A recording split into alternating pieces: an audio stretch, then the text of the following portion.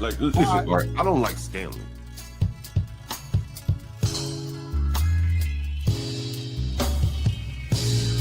I think the only person I had banned was Stanley.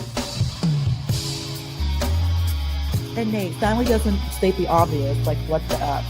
He's used talking points. Yes, he does. Yes, he does. The nature of American culture, it's a white people problem.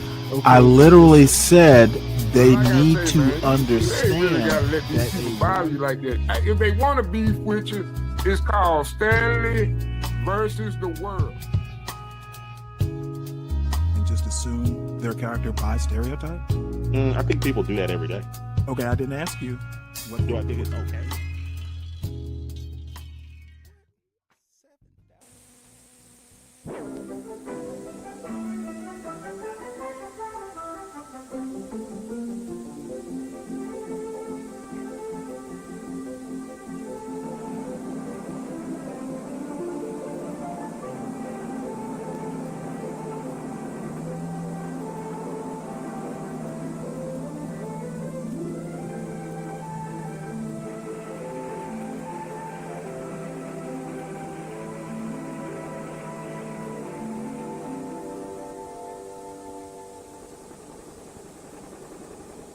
Each spring, George Stone plants nearly 600 acres of corn. His modern, well-equipped farm is located in the heart of the corn-growing belt of North America.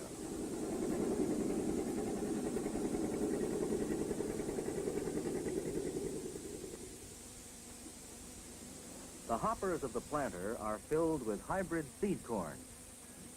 This is corn which has been scientifically developed and selected for use as seed.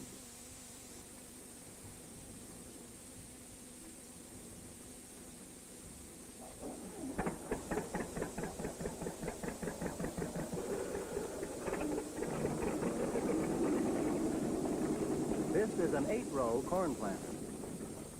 4 kernels of seed corn from each of the 8 hoppers are planted every 3 feet along the row. A liquid weed killer is sprayed on each row. Using the 8-row planter, Mr. Stone can plant 150 acres of corn in a day's work. That's almost a quarter of a square mile. This is the Stone farmhouse. Nearby are the feed yards for cattle. The corn Mr. Stone grows stays on his farm, where it is fed to livestock to fatten them for market. For many corn farmers are also stock raisers. These cattle are eating silage, which is corn that has been chopped up, stalks and all. It comes from last year's corn crop. Feeding the cattle is one of Brian Stone's daily chores. This is Ed Stone. He's feeding corn to the pigs. The pigs eat their corn shelled, and they eat it from wooden feeders, which protect the corn from the rain.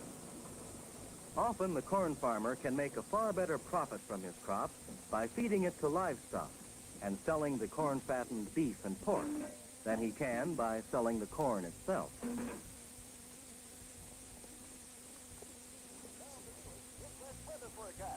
Showers, thunderstorms, Mom, is dinner ready? All ready.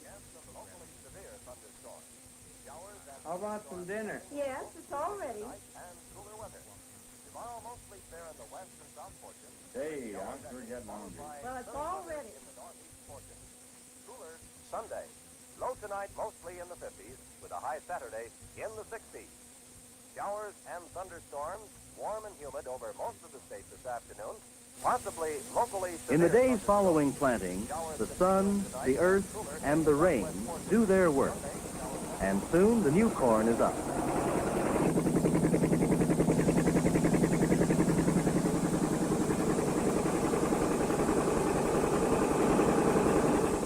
Mr. Stone cultivates around the young plant. The cultivating keeps down the growth of weeds and grass in between the rows.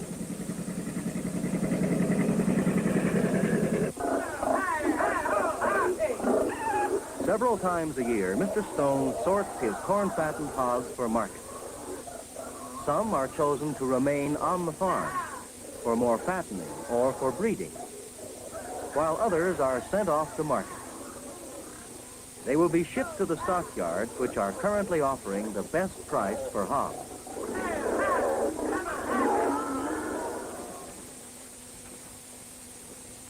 Replacements are born on the farm twice a year.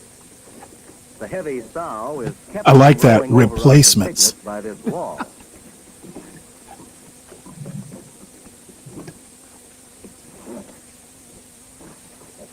Life for a young pig in the farrowing house doesn't seem to be a particularly hard one.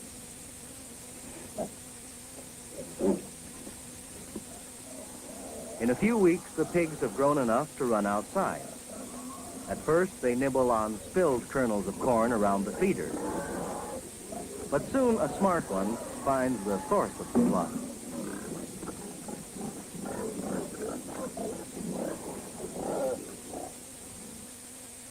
By August, the corn is thick and tall. This spray kills weeds growing between the rows. The corn is also sprayed with an insecticide to kill insects that attack the stalks and leaves.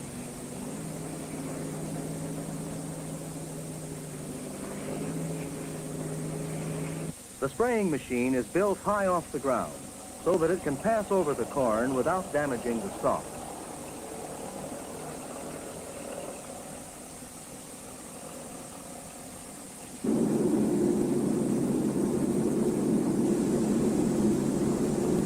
Driving away from their farm, the Stones pass between fields of ripening corn, most of the way to town. This town is the county seat. The work of county government is centered in the courthouse.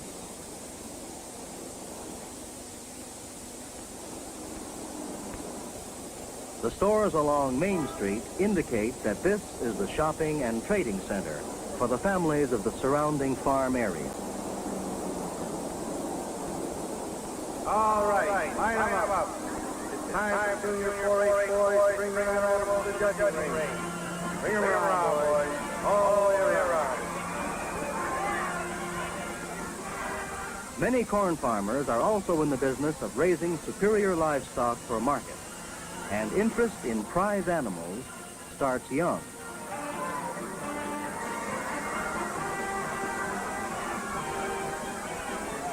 Each boy has raised the steer he shows at the county 4-H fair.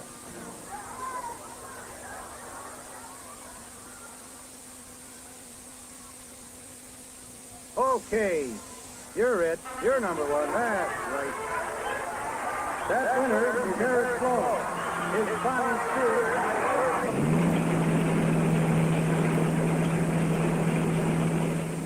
The first corn is harvested while it's still green. This machine cuts stalks, cobs, and all, and chops them into fine bits. This chopped up corn is called silage and will be fed to cattle.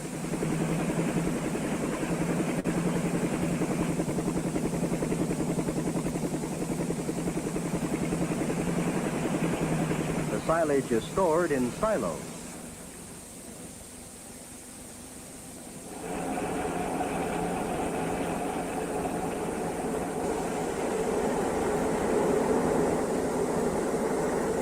Silage is blown up the pipe to the top of the silo. A month later, the corn in the fields has been further dried by the sun. Most of the corn crop is harvested after it has dried, because dried corn can be stored for long periods of time without spoiling. This corn picker takes 2 rows at a time and strips the ears from the stalk. Then rotating cylinders inside the machine rub the kernels off the cobs. The shelled corn is lifted through a pipe and collected in the wagon drawn behind the picker. This machine, operated by one man, can pick and shell 15 acres of corn a day. It would take 20 men working without the machine to do the same job. Because of the new machines, the corn farmer today plants and harvests far more corn than ever before.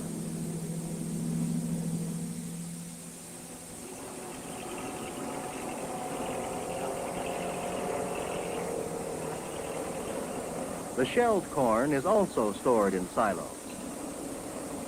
There are 5 silos on Mr. Stone's farm, yet every kernel of corn stored in them will be used during the next year to fatten his livestock.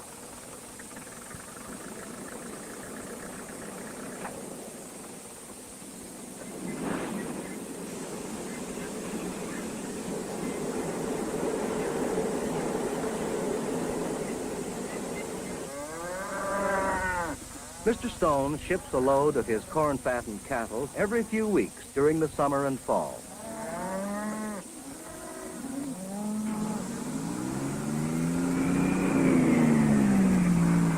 The truck delivers the cattle to the stockyards 100 miles away. Thousands of head of cattle are bought and sold in these yards every day. Often Mr. Stone goes along to see that he gets the best price possible for his animals and to acquaint himself with the current market conditions. For the corn farmer has to be a businessman, as well as a farmer, stock raiser, and mechanic.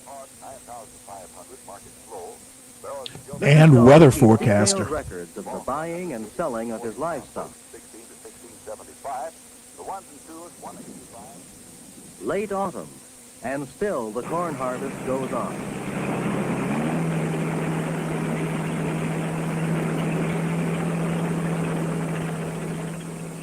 This machine strips the ears off the stalks and husks them.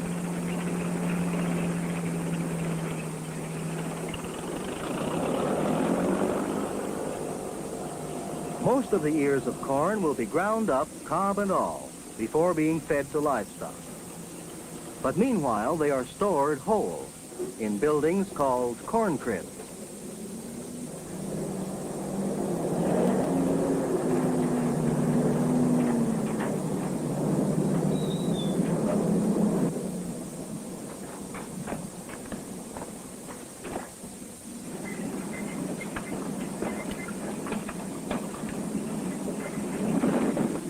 A conveyor and an elevator carry the corn away from the wagon and into the corn crib. Altogether, Mr. Stone will store 1,700 tons of corn this year. But even that won't be enough to feed his livestock. He'll have to buy more from corn farmers who raise no livestock of their own.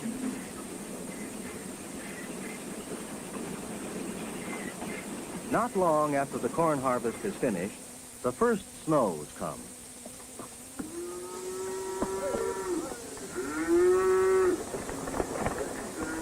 These cattle have just arrived from ranches in the west. They will be fattened over the winter on this season's corn crop and sold next summer. When they first arrive, they are herded into the field to clean up any bits of corn left behind by the picking machine.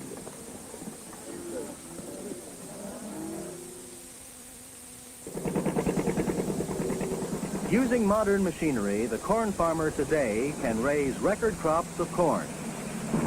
Some of this corn may be used commercially in industry, and some may be processed for human consumption. But on many corn farms, the entire crop is stored to be fed to livestock to fatten them for market. For often, it is the sale of corn-fattened livestock instead of the direct sale of corn that brings the corn farmer the best return for his labor. So that gives new meaning to the term corn-fed. Be careful how you use the term. Good morning, everybody. Welcome to Stanley versus the World. Everybody, please make sure you hit the like button on your way in. And if you're new to the channel, please subscribe and share. And support the host. The Sovereign Beer Fund is always open for quote investment. So support your host, support the show. And this morning, I do have a few news articles, and then I have some commentary on if it's still up on CT's show. He did a show yesterday, and I didn't listen to any of it. I caught snippets. But the premise of, I guess the name of the show was questioning whether Rosa Parks was FBA, which I kind of find weird. Who knows? You know, racists come up with the weirdest notions sometimes. And then I have another video that's more political philosophy in nature. I'm pretty sure what I'll do is go for maybe 4 hours in this show and then do a show around 4 or 5 this afternoon, though the afternoon show is optional. Because I actually have a topic and I'm trying to figure out whether I do a live or whether I just do a standalone video and release it. I tend to like lives. If I have to sit down and record myself, it just becomes, I just don't like doing it. I'd rather do it live. No idea why. You would think I'd like the more controlled environment, but not the case. Good morning, Tyrone. How you doing? So let's do a quick run through of some articles that I thought were interesting. Oddly enough, with all this stuff going on, there haven't been a whole lot of blockbuster stories, just fallout from bad decisions. Government shutdown stretches into second week as Senate rejects funding bills again. They tried it again yesterday and failed. So I'll just read you a few bullet points. The stalemate over how to end the government shutdown is stretching into another week without a clear resolution in sight as both parties trade blame for the funding lapse, of course. Why wouldn't they? 2 dueling measures to fund the government and end the shutdown failed in the Senate for a 5th time. Senate Republicans have been seeking to peel off Democratic support for a House-passed measure which would fund the government until November 21, while Democratic leaders have remained firm in their demand that a funding measure include an extension of health care insurance tax credits. Speaker Mike Johnson canceled plans for the House to return to Washington this week. He said Monday that there's nothing for the House to negotiate and that the lower chamber has done its job. Senate Minority Leader Chuck Schumer argued on Sunday that a shutdown will only be resolved with a meeting between congressional leaders and the president. Well, they tried the meeting with the president part and didn't go so well. The other reason, and this is speculation, the Democrats just won another seat in, I think it was Arizona, and that new Democratic member would make the 218th vote, which would force a vote on releasing the Epstein files. And Johnson wants to avoid that. There is something for them to do, like swearing in this new Democrat House member and the vote on Epstein. So that crafty Mike Johnson. Let's see, what's next? Texas troops head to Chicago as Trump weighs use of emergency powers. Now, this is hilarious. I can imagine, Texas troops in Chicago. Boy, that's going to be a clash of cultures. The president said he would consider using the Insurrection Act to bypass attempts to block National Guard deployments in Chicago and Portland, Oregon. The governor of Illinois, J.B. Pritzker, called the mobilization an unconstitutional invasion. Yeah, basically, if Trump goes for the Insurrection Act, I'm going to tell you right now, all hell is going to break loose. Trump, since he's been in office, has declared, anybody who breathes wrong an emergency, and it's getting old. So the Insurrection Act is literally going nuclear.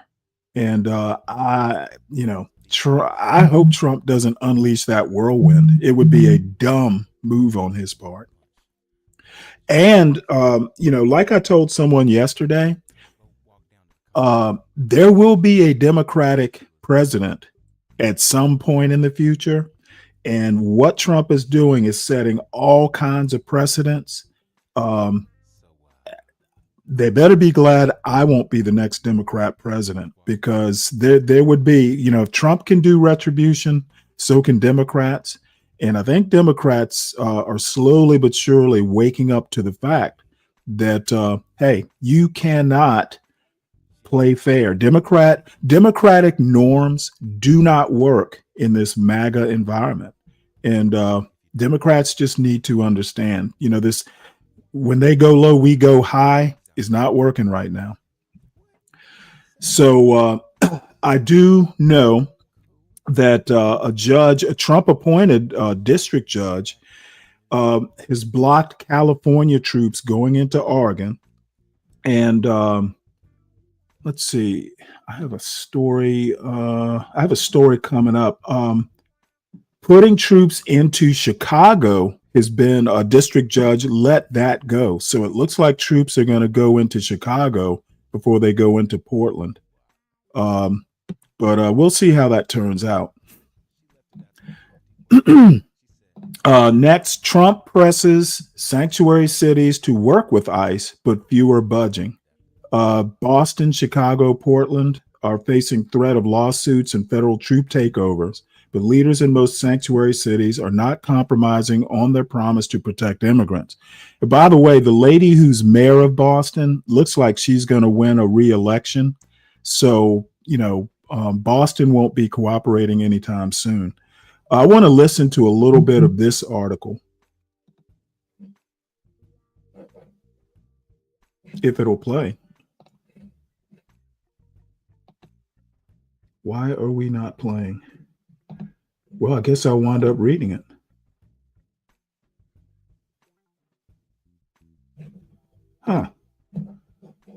Let's try it again. I don't know why it's hung up, so I'll just read it. As President Donald Trump moves to deploy National Guard troops and federal immigration officers to cities with sanctuary policies, Democratic leaders in Chicago and elsewhere are responding with their own message: we will not capitulate. Since taking office, the Trump administration has sued 14 jurisdictions, threatened criminal charges against local officials who do not comply with federal demands, conducted large-scale immigration operations, and deployed troops over the objections of mayors and governors. Just 2 jurisdictions, Louisville and the state of Nevada, have agreed to drop key policies that had restricted police and sheriffs from assisting U.S. immigration and customs enforcement officers in making arrests. And Trump has faced a string of losses in court. A federal judge on Sunday blocked the president's plan to send troops to Portland, and leaders in Illinois filed a similar lawsuit Monday to block Trump's attempt to deploy soldiers to Chicago. Well, they lost in court. Illinois lost in court to block Trump. So I'm thinking soldiers in Chicago is imminent. Let's see, what else is interesting here?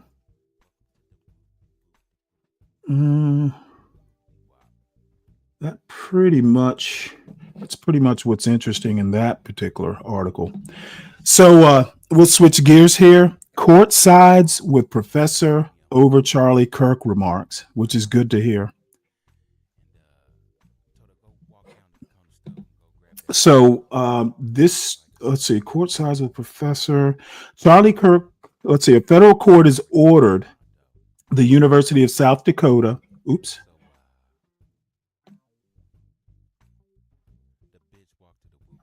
What happened? Oh, I see what this is doing. I guess I have to click this story.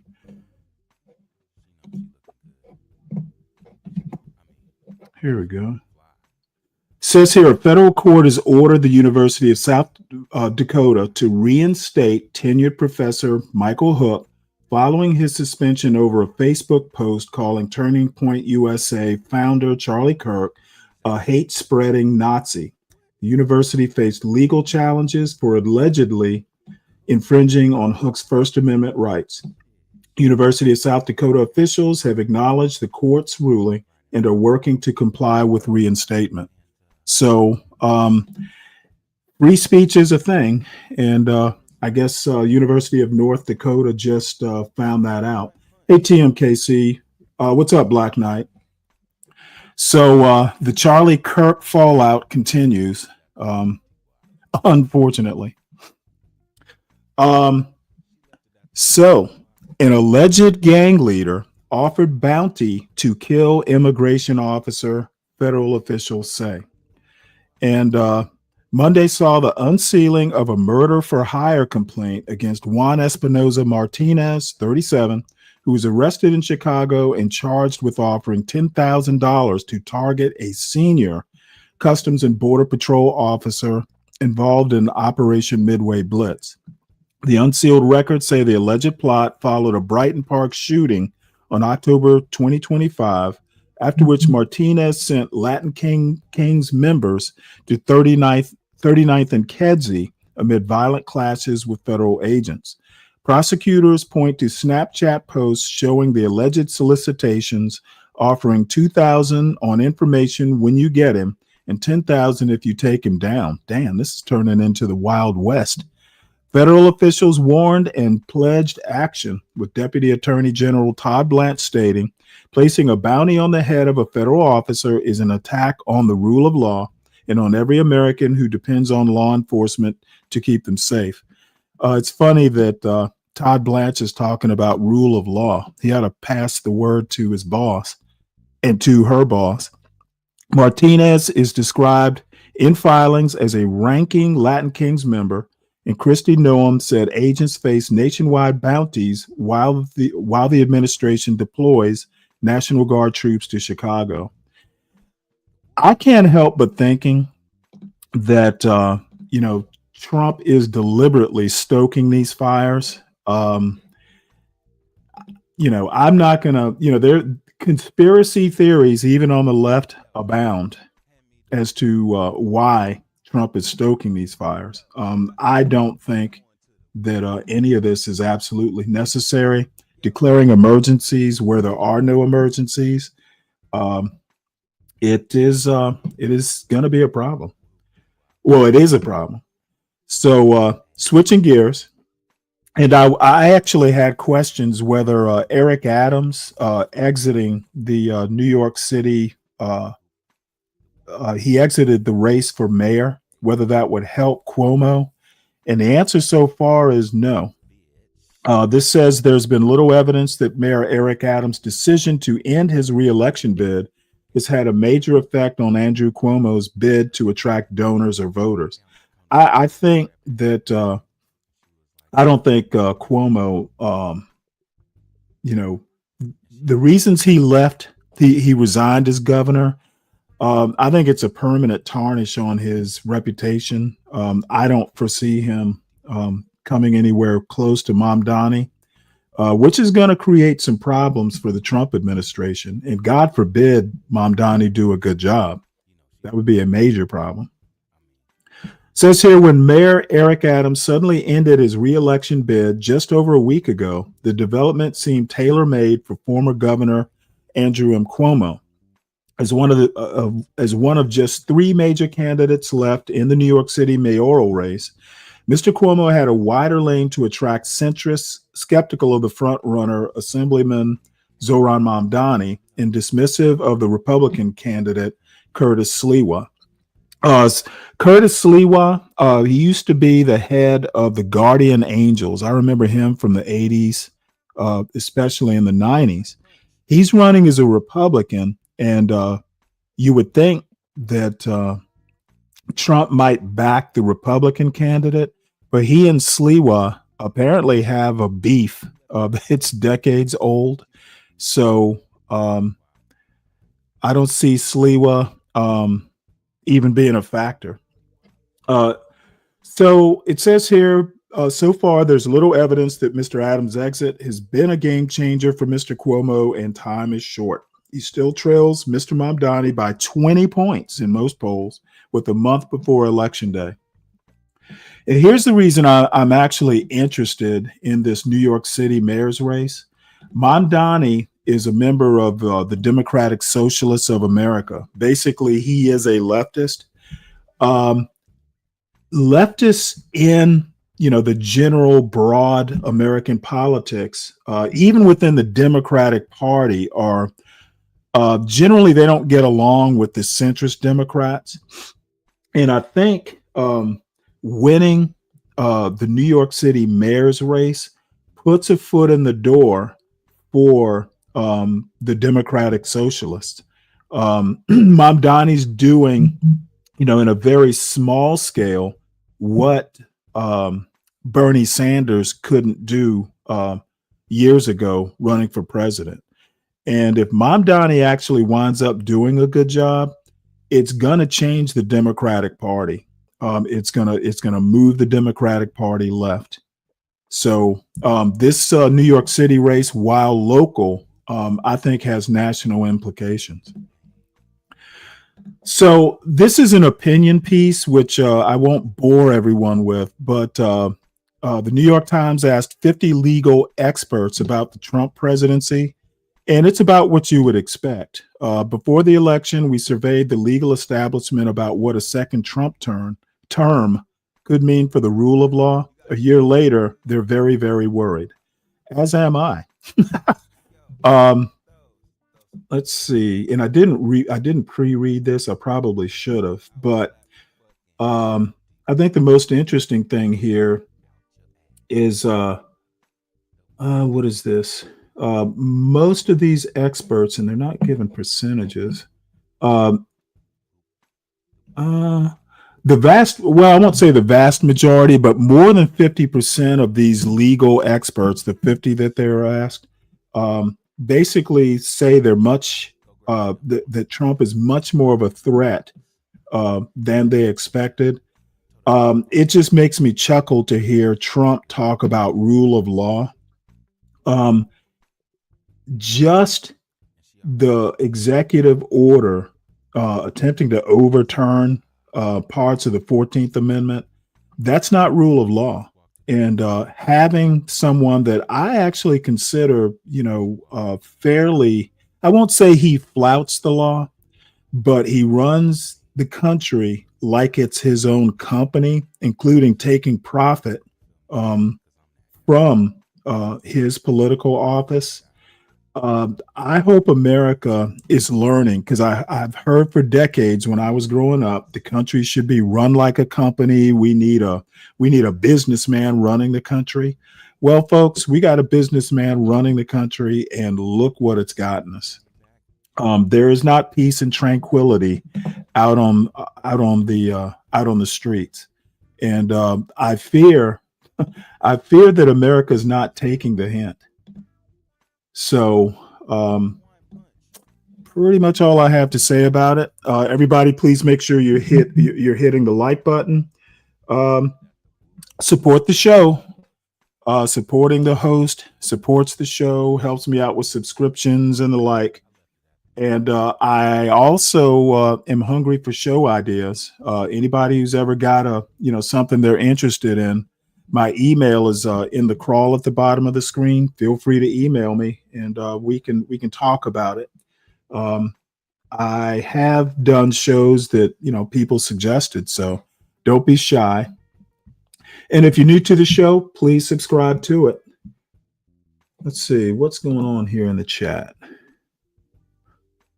Dirty Dude, funny you should say that. I talked about Heather Cox Richardson, my favorite female historian.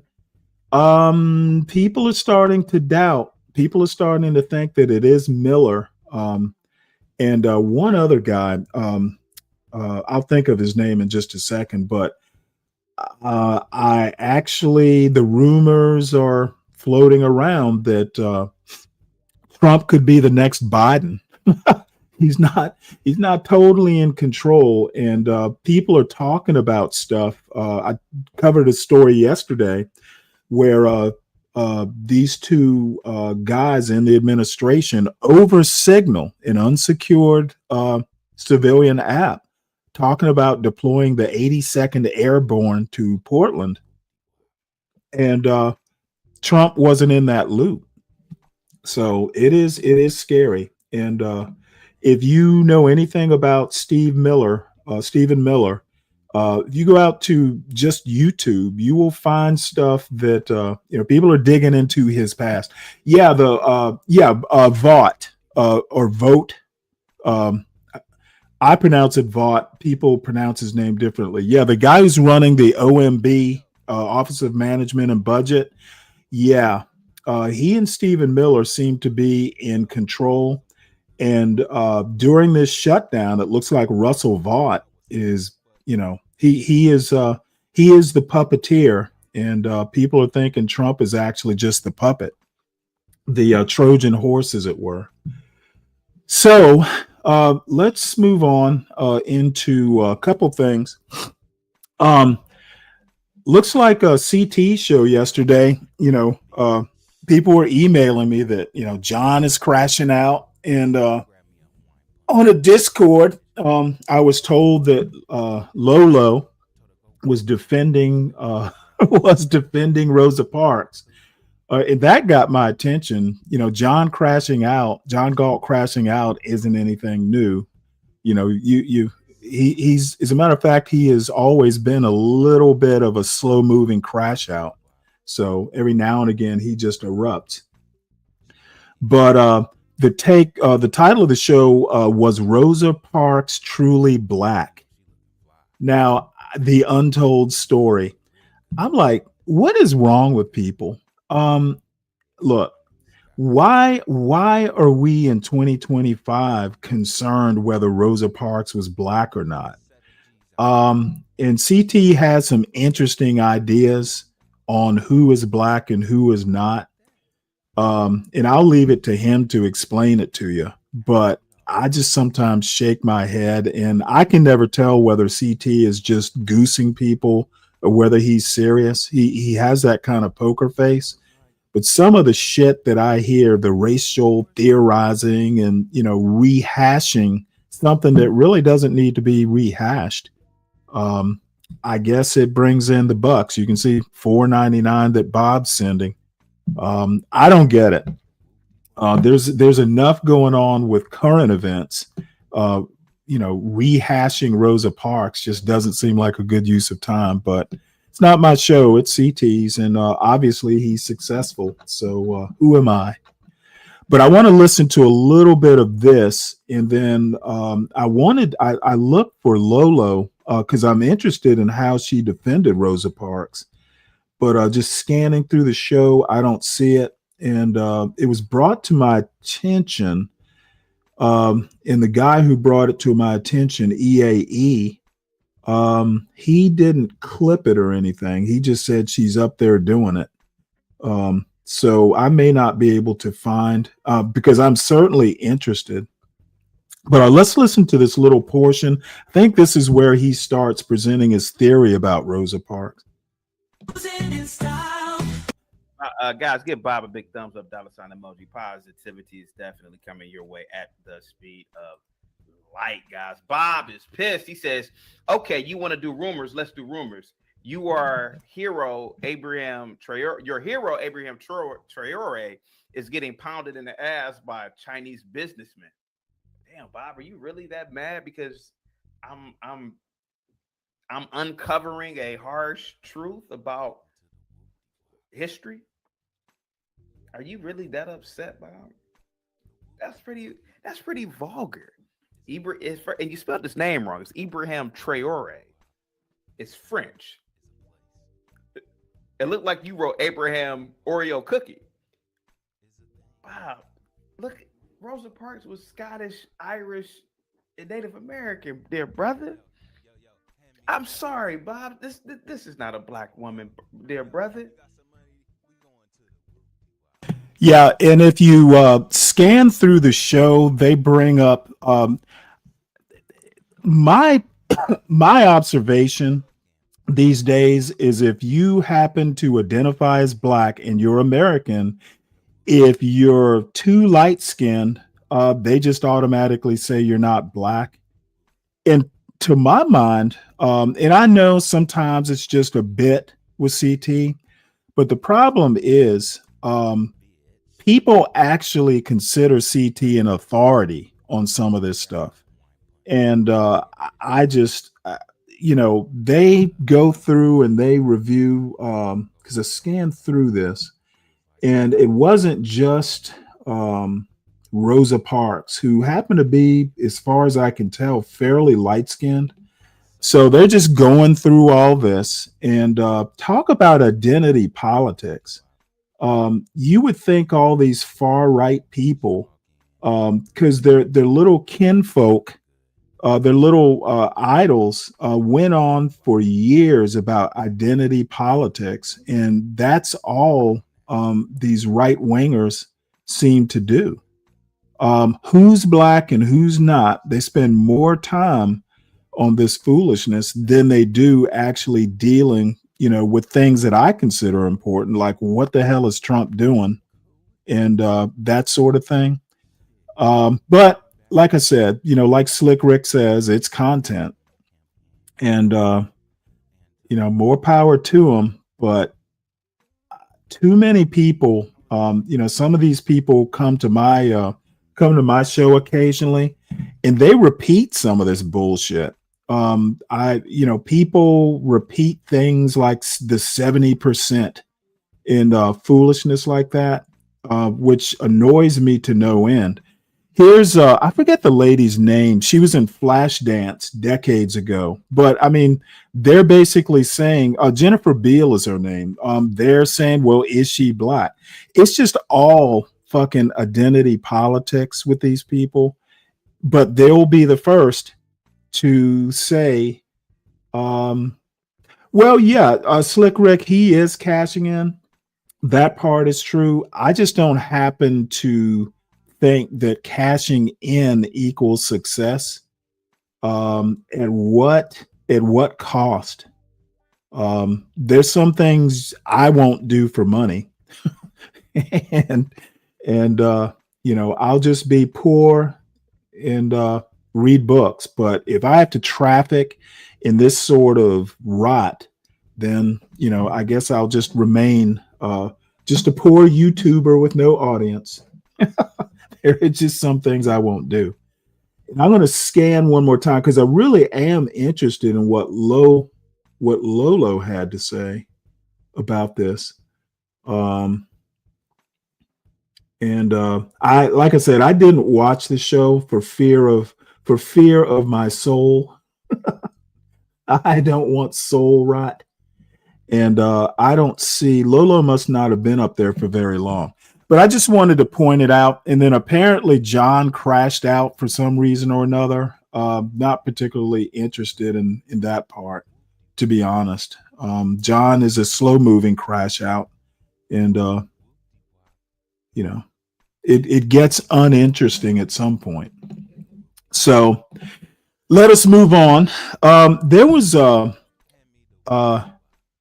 piece of this historian that I follow on YouTube. And, I will bore you to death, but this guy's writing a book on resistance history in the United States, and the American Revolution definitely counts as resistance and revolution. And he released a piece overnight called "Why the Founders Feared You," and it echoes some of the points that I've said. America, is people like James Madison, the people at the Constitutional Convention, for instance, were elites. Okay, the country was literally founded because the elites, the George Washingtons, the Thomas Jeffersons, the Madisons, etc., the elites did not feel they were being treated as elites. That was part of the reason, they're going, enough of this. And the part about the people Well, Tad Sturmer's right.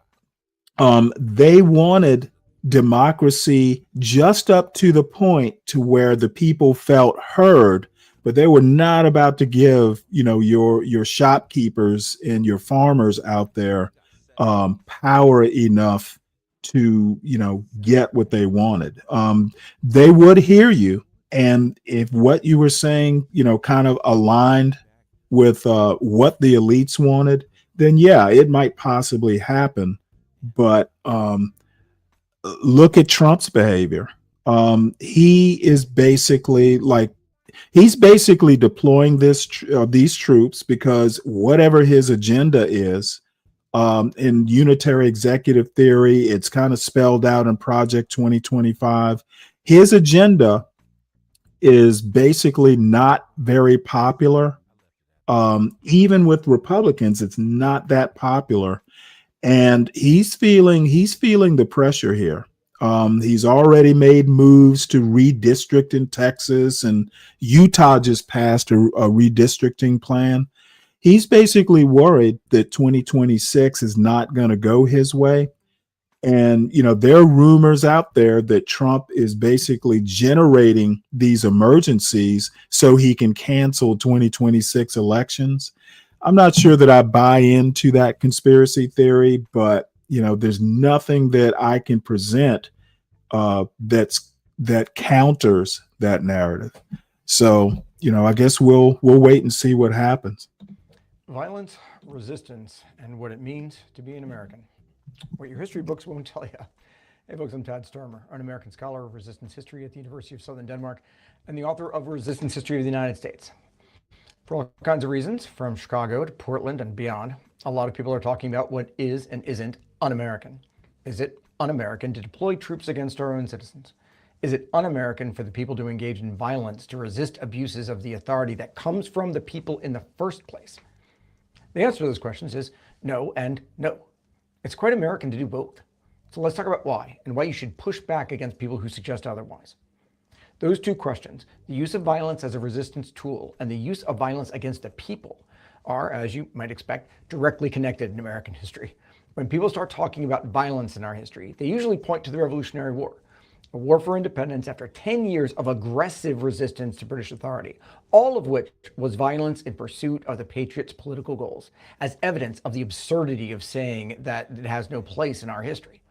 And they're right. It's a dumb point. They also say the United States government established a monopoly on violence, which it used to keep 1/5 of the population in bondage for 80 years. And they're right again. But let's get to something a bit more specific, especially to this moment, the actual direct founding of this United States in its first republic through the Constitution of 1787. And for that, we have to ask two questions. Why that Constitution and why then? I mean, there's nothing about the Constitution that was inevitable at all. It didn't have to be that Constitution. It didn't even have to be then. It didn't even have to be at all, despite what your American mythology books might say. The United States was operating effectively, if not efficiently, under the Articles of Confederation, as 13 states were starting to feel their independent way. The British had only been gone for 3 or 4 years by then. Things were bumpy, but they were working things out. Give them a chance, some of the leaders might say. Not too fast, said James Madison and Alexander Hamilton. We know the old folks, those 40 and 50-somethings that had made the revolution, wanted independence to, protect rights and liberties and all that foolishness. But the United States could do and be so much more as one nation, made up of all those independent states. Think of the trade, think of the global power. Foreign princes will have to let us into their courts. Think of the money, think of the security. And did we mention, think of the money? And if we achieve all those things, then, liberty and freedom, that'll be there for us too. Yada, yada. Did we mention the money? Trade agreements might not be able to buy freedom, but they can sure rent it. The only problem was no one else really agreed with them. Madison and Hamilton and the others could yammer on about national possibilities. I want to make a point here. Speaking of the money, and I totally agree with that. Like I said, it was elites feeling that they were not being treated like elites. That's why, England was not treating the George Washingtons as elites. And the one example, the one that comes to my head was basically after the French and Indian War, George Washington was like one of the biggest property owners think he might have been the biggest property owner in the United States. One of his occupations was land speculation. And when England basically said, look, colonies, enough with this encroaching into Indians, territory. We're tired of spending money, fighting Indians and their allies like the French.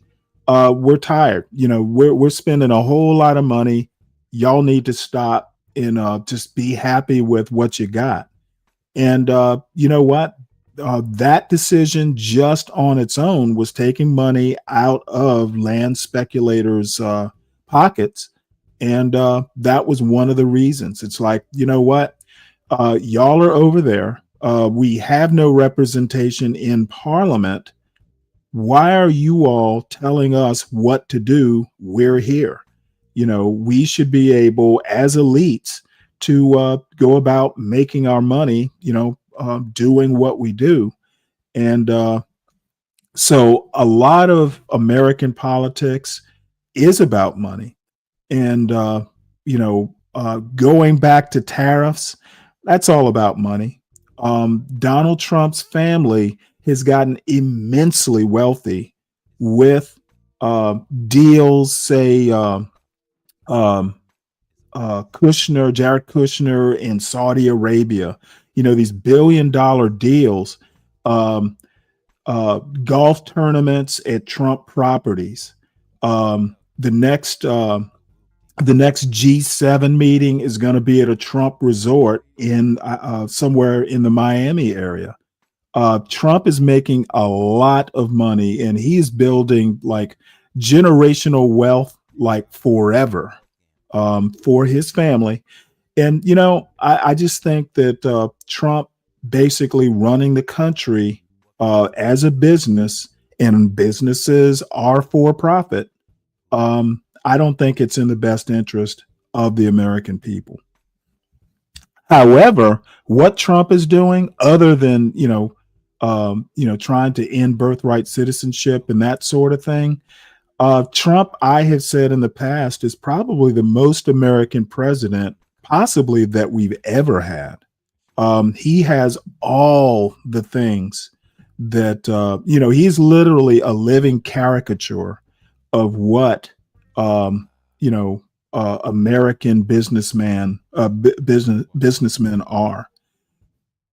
But the folks who had started the war and had just ended it were happy to work in their individual states and tweak them in pursuit of their happiness. If Massachusetts had a problem with New York, then that was the business of Massachusetts and New York. Virginia can just be quiet and pay attention to its own problems. Pennsylvania is right there. The economy was in a rough spot, and there was still a threat from Britain returning, and of course, 1/5 of the population remained in chains. But the resistance fighters of the revolution were okay with trying to work all that out without creating a new authority to mess up what they had just achieved for themselves. That's why when Madison and Hamilton met with representatives of other states in Annapolis in 1786, it failed embarrassingly. Only representatives of 5 states showed up. They trotted out their national ideas to a very small choir of other nationalists, but no one really got jazzed about it. Then came a guy named Daniel Shays, a farmer in western Massachusetts. Shays and his neighbors, many of whom, like Shays, had fought for the Patriots during the war, had had enough of the new Massachusetts government. The legislature was dominated by Boston and its merchants and was laying taxes that the farmers couldn't pay. They were just too high. They needed some help, some relief, some consideration. So they went through the stages of resistance. They protested, articulating their grievances. They sent petitions and lobbied their representatives of Beacon Hill, but they were ignored. Merchants didn't care, and they were making the rules. And when the farmers couldn't pay, Massachusetts started to take their farms, their only way of paying taxes and making a living. And the farmers had nowhere to turn. Every permitted channel had failed them. And what made it worse is that people like John Adams said they just had to lump it. They just had to accept it. The war was about shifting all power from London to Boston, all power to their representatives. And if you didn't like what those representatives were doing, then try to convince them to do something else or vote them out. That's a republic. Congratulations. Isn't it glorious? Sorry about your home, though, but those merchants need to make money. And that's when it happened. This is a case study in resistance and violence as a resistance tool. Daniel Shays and the farmers were not rebels.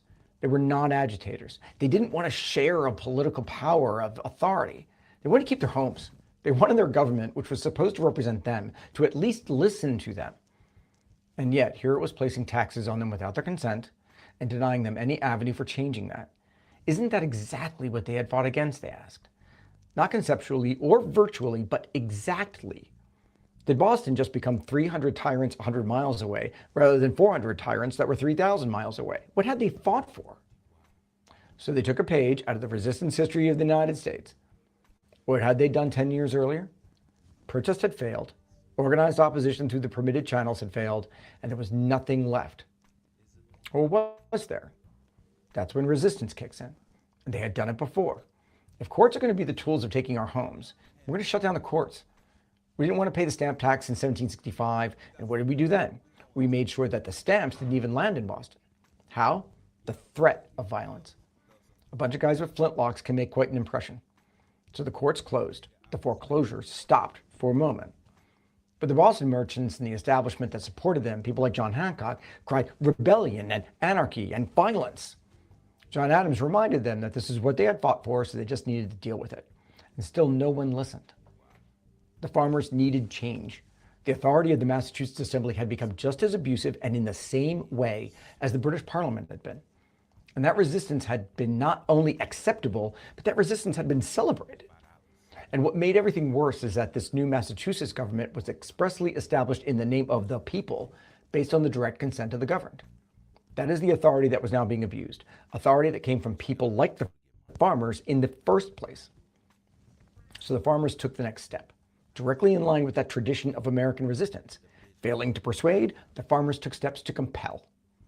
By August of 1786, armed farmers were shutting down courthouses across western Massachusetts. In September, Shays led about 1,600 men to prevent the state Supreme Court from sitting in Springfield, and they succeeded. The courts couldn't operate. The foreclosures stopped. The system ground to a halt, but the merchants panicked. Governor James Bowdoin called up the militia, but many militiamen refused to serve, or they joined Shays and the farmers. So the merchants did what scared elites always do when the people won't obey. They assembled a private army.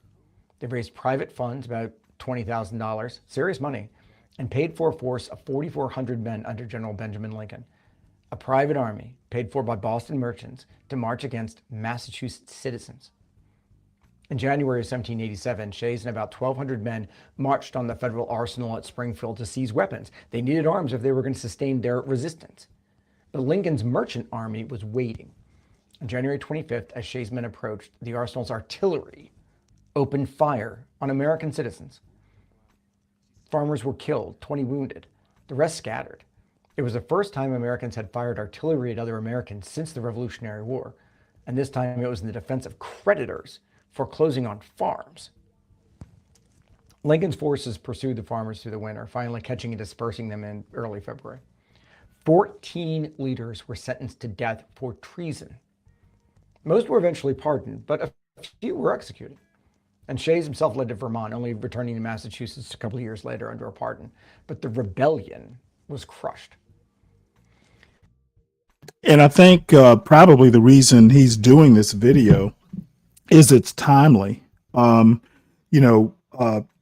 Presidents or governments, in this case, it was the Massachusetts government. Shays' rebellion is basically credited as a major factor in why the Constitution came into being. So, but what I want to point out is that Trump deploying troops to Chicago and Portland and LA, Memphis, I think he put some in New Orleans. The U.S. government has in the past, used military level force against its own citizens. And Trump is threatening to invoke the Insurrection Act. I think it's totally out of proportion with any resistance that some of his ICE activities. I think deploying troops, I don't think troops needed to be deployed. Maybe Los Angeles might be the exception. There was some stuff going on out there. But I think invoking the Insurrection Act is going to open up a can of worms, and it's going to be hard to get those worms back in the can. I think that Trump is.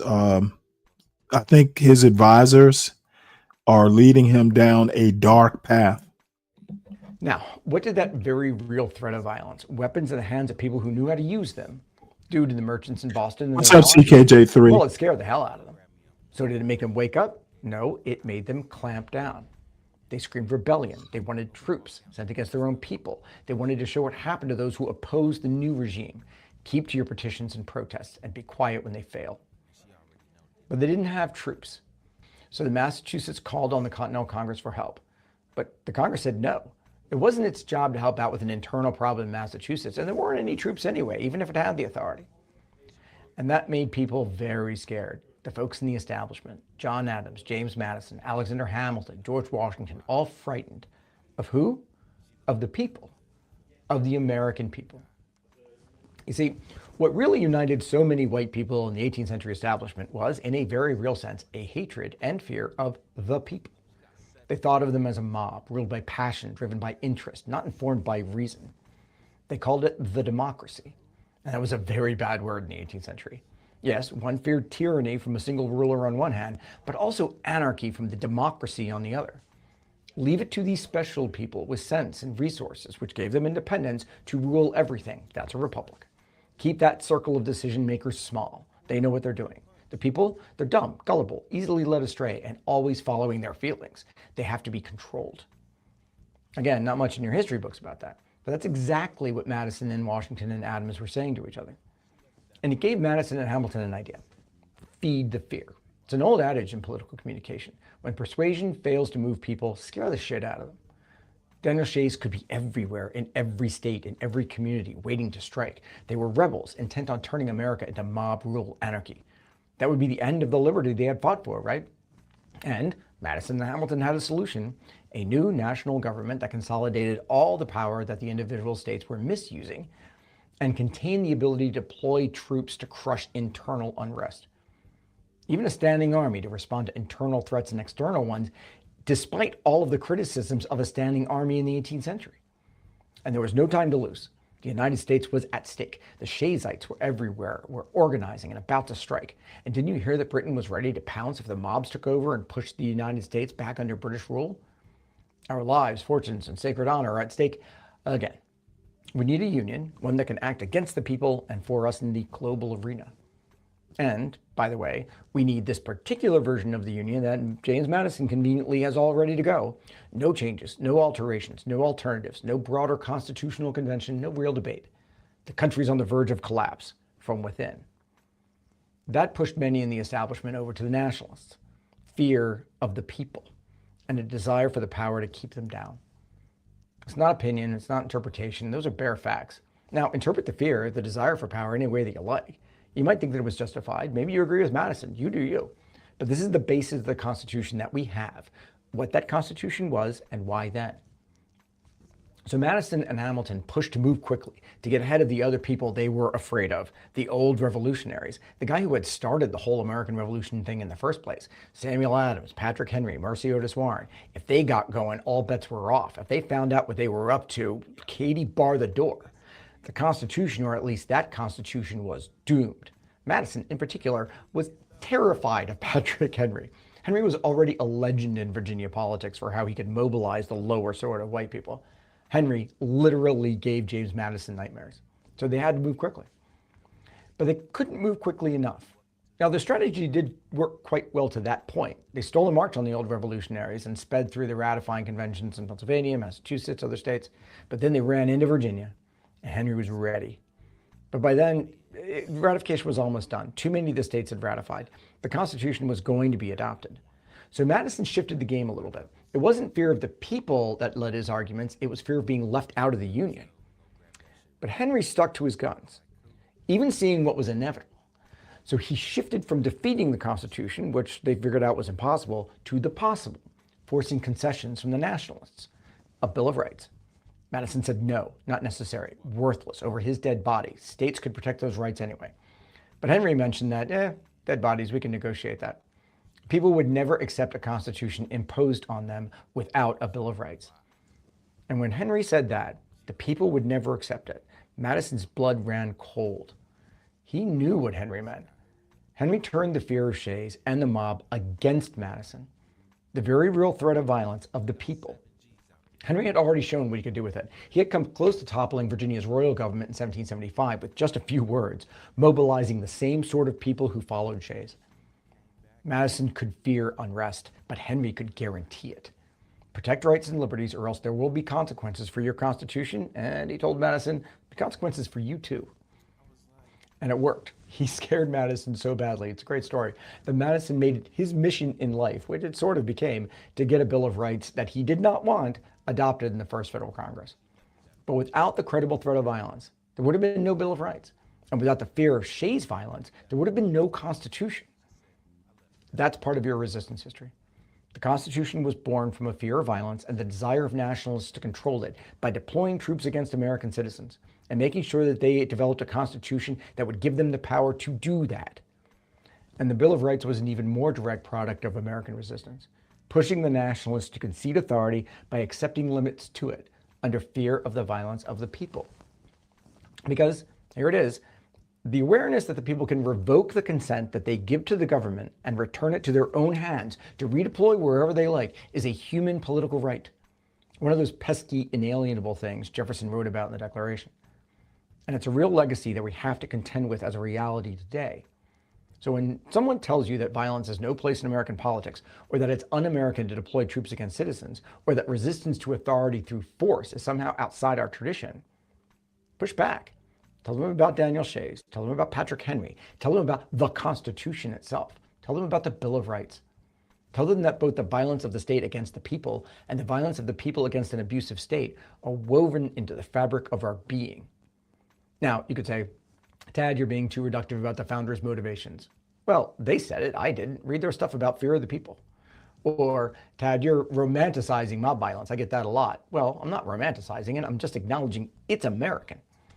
Or, Tad, Constitution was about more than just Shays' Rebellion. Well, I'm not saying that it's only about Shays' Rebellion, but Shays is the catalyst. Or the other thing I get a lot, yeah, you're too signal about the founders. I don't care. They should have left behind different evidence. You don't have to like it. You don't have to celebrate it, but you damn well better acknowledge it. Because pretending it isn't there, pretending we're somehow above or beyond it, just makes you blind to the forces that shaped us and that continue to shape us today. That's your resistance history. Deal with it.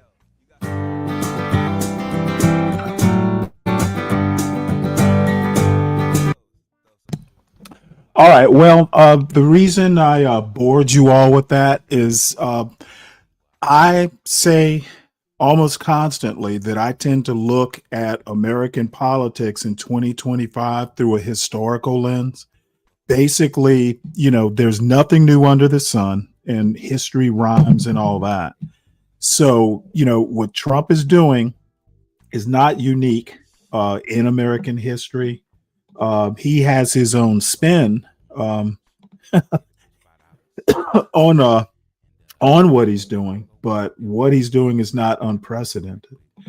So I guess next we will have a look. Professor Black Truth.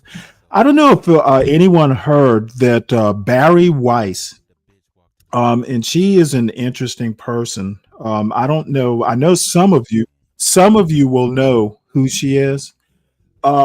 She was one of the main players a few years ago with the anti-woke movement. There was a lot of stuff about identity politics and civil conversations. Heterodox, you've probably heard people say, nah, I'm kind of heterodox. And, heterodox, in my opinion, was really just centrist or right-wing centrists. But the notion that, hey, even if you disagree with someone, you ought to hear them out, be polite, let them get their argument out. And my response to all that is bullshit. Okay, I do not have to sit and listen at someone spout, either misinformation or just dumb opinions. I guess I'm not heterodox. I insist that if you're going to make an argument, that it be based on something, and even if it's theory, even if it's a theory you're basing this on, I want to know about the theory. I want to know that you know your own argument. And just get someone getting up here just spouting bullshit. Sorry, I'm 60. My time on this earth is limited, and I refuse to spend it with someone who's just babbling nonsense. So Barry Weiss, she was a columnist for the New York Times. I think she was an opinion columnist. And she wound up quitting the New York Times because I guess her feelings were hurt because she wasn't popular at the New York Times. And I would say she's more or less of a centrist, but she is moving farther right all the time. So she started her own journalistic endeavor called the Free Press, and very successful. I think she has a Substack and all that stuff. Well, CBS News bought the Free Press, her outfit, and as part of the deal, they bought it for like $150 million. But part of the deal is she is now the executive producer of CBS News. So CBS is basically moving towards the right. I don't think they'll become anything like a Fox News, but it's definitely, moving the whole outfit closer to what a President Trump and his MAGA crowd would want to see. What they call fair and balanced is really a debate amongst those who are right of center. But anyway, Professor Black Truth has something to say. Personally, I don't really have much to say about Barry Weiss. I'm not a fan of hers, but there are many who are worse than she is. But let's hear what my buddy has to say. If nothing else, it'll be funny. Soldiers, I'm the professor, and this is the moment of truth. Barry Weiss, though Barry Weiner is what she should be called, I could not reportedly hold closed on on her sec. deal for what is $150 million from her mega. Black Knight, bingo. As a matter of fact, that will be a show title. That is the first fucking step. So congratulations there, Black Knight. You hit it on the head. That's kind of first principles, to be honest. So thank you for that, Black Knight. Billionaire sugar daddies Larry and David Ellison for her blog. And because corrupt people never have any new ideas, they're giving her a patronage job as editor-in-chief for CBS News. Her right-wing benefactors want their propaganda to be boldly and loudly pushed, and they're not leaving it up to chance. This for a woman who has never worked in television, that is, unless you call her occasional appearance on a cable news panel show experience working in television. She's certainly never run anything in television before. Now, the scuttlebutt previously was that the Ellisons were going to fork out $200 million for her blog, and I do believe that was going to happen, but clearly the dumbbell duo must have realized that was absurdly overpriced. I guess they must read some of the stuff online, so they brought the number down to something that is still ridiculous anyway. Now, since nobody was actually reading her blog, I guess I got to give you a little bit of information about it. She called it the Free Press, which is a cynical name for it. It's nothing but far right-wing propaganda, in which Barry Weiss gives space. I dare not call it a platform because nobody reads her blog, but people like Coleman Cruz were given space to push lies about things like the murder of George Floyd and other psychopathic racist gibberish. But then again, racist gibberish is exactly why Barry Weiss left the New York Times in the first place. Like other right-wingers whose talent wasn't taking them anywhere, Barry Weiss had already decided she was going to sell out, and as a number of others before her had done, her entire shtick would be that she was a selfless martyr for unbiased, read right-wing journalism, when in reality, she was just trying to promote herself. And that's the reason why, when she wrote her so-called resignation letter, which actually read more like a press release, she sent it out to any and everyone who would would read it. Basically, her resignation letter said she didn't think that management at the New York Times or her colleagues kissed her behind enough, and nobody told her how brilliant she was. So she was leaving. And she was dismayed that nobody tried to stop her.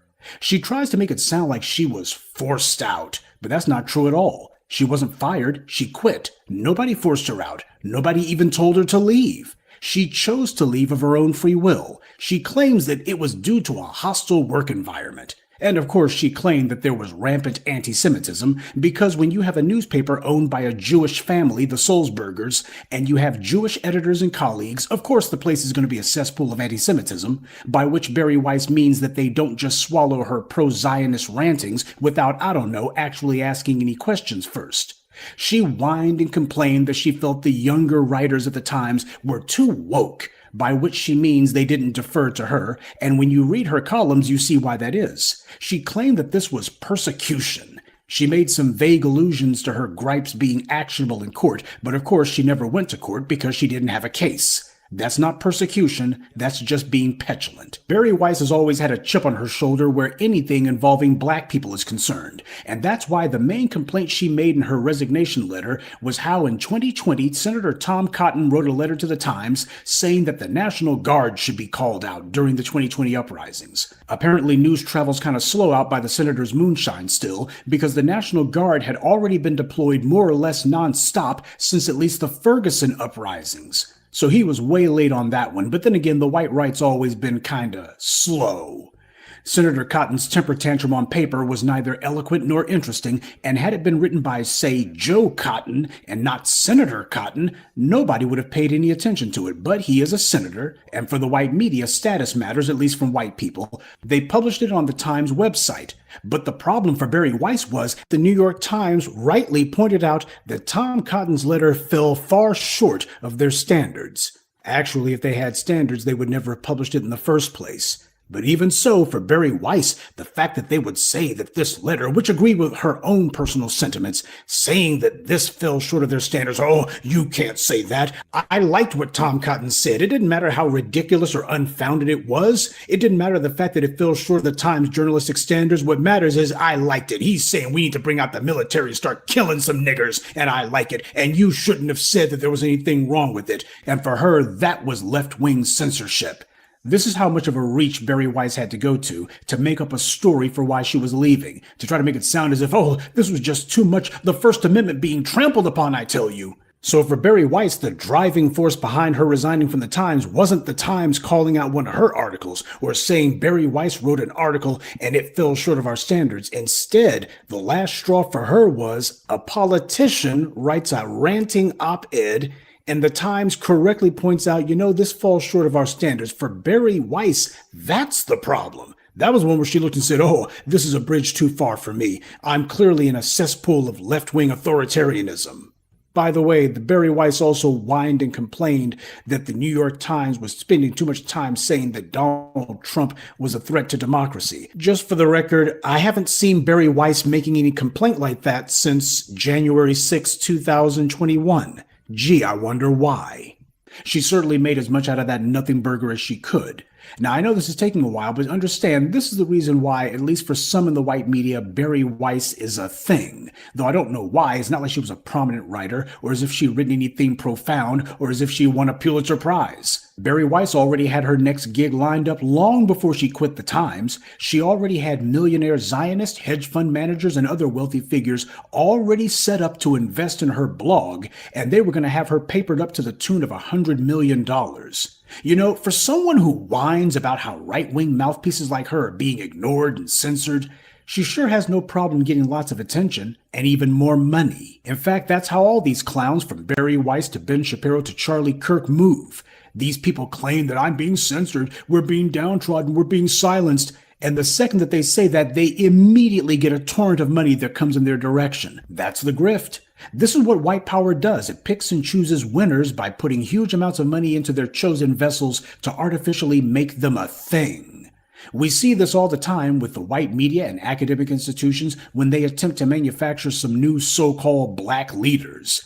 All they do is they get some random bootlick or sellout or shill, give them some big write-up in one of their white media publications, and declare that they are the new black leadership. Except that thanks to the real voice of the black community, the black media, that game doesn't work.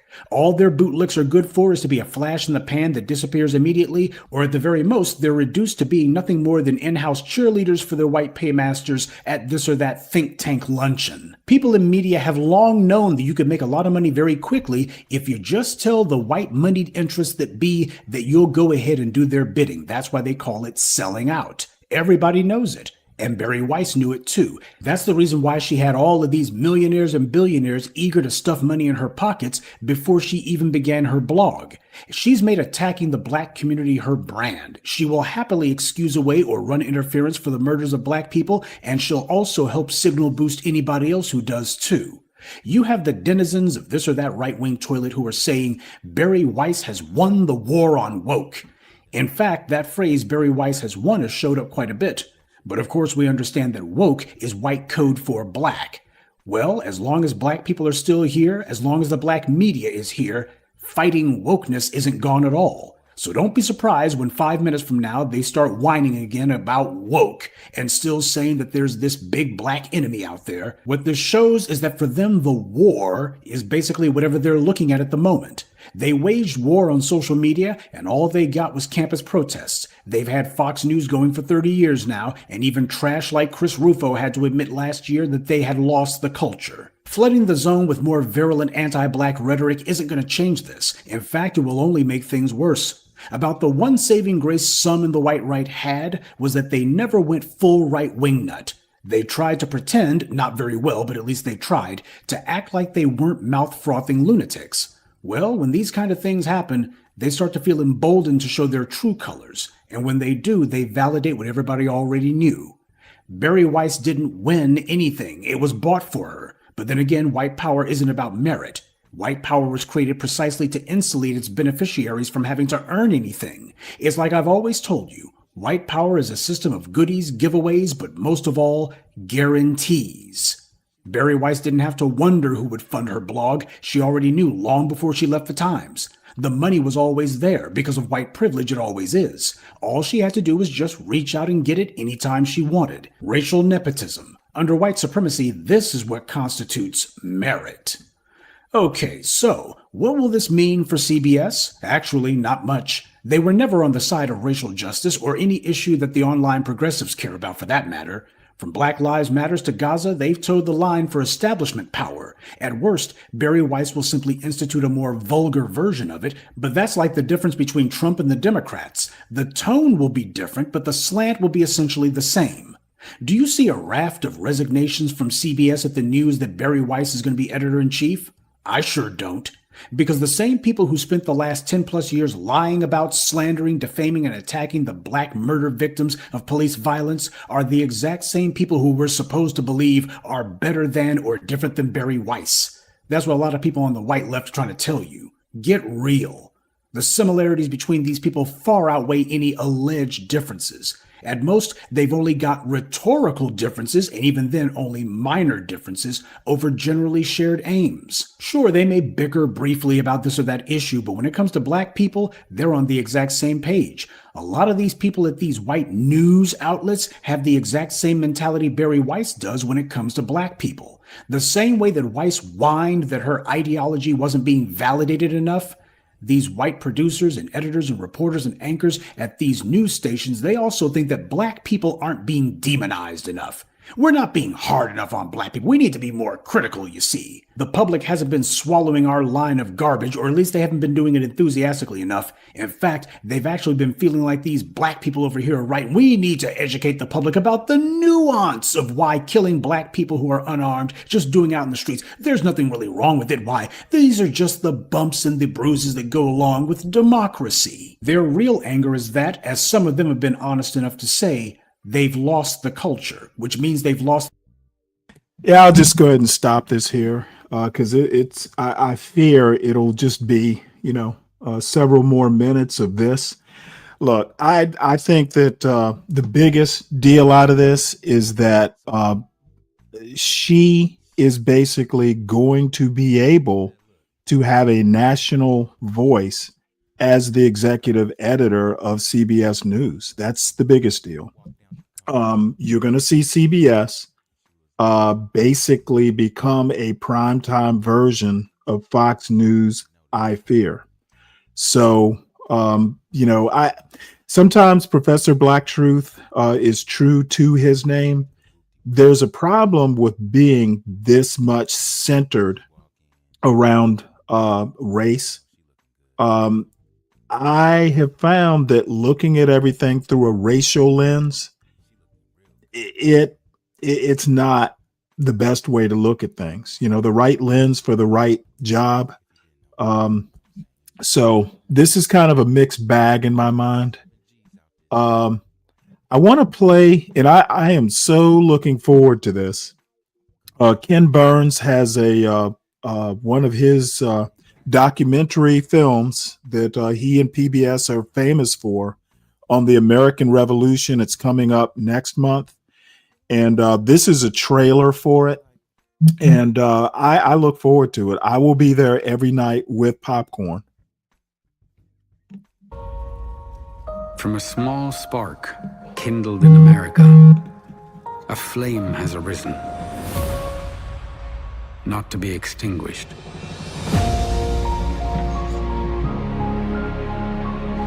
We think about independence movements of the 20th century. You don't always recognize the fact that the United States actually started that. The American Revolutionary Movement served as a model for freedom from oppression. America is predicated on an idea that tells us who we are, where we came from, and what our forebears were willing to die for. Collins said no taxation without representation. The fear was, if we give in to this precedent, what will they do in the future? Crisis changes people. It gave different people different ideas about what they should be doing. It gave them a space to make this democracy real. The founders thought we can start over again. We can begin the world anew.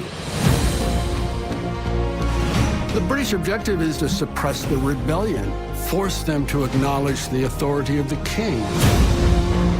Washington understands the war he's fighting. He doesn't have to win. He only has not to lose. He becomes quite eloquent in trying to persuade people we're all Americans.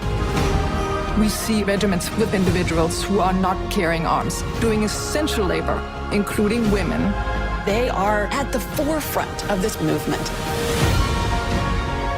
One of the most remarkable aspects is that you had such different places come together as one nation.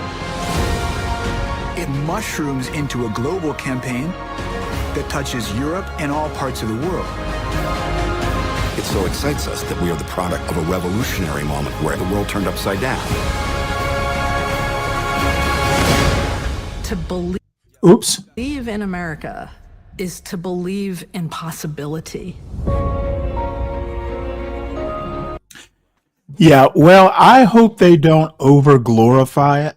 We'll see. We'll see. But either way, being the history buff that I am, I will be there with popcorn. Too bad I can't show it on this show. I've actually been thinking about starting a Substack or something, or I actually have a Discord set up, but not for this show. I've never been that big a fan of Discord.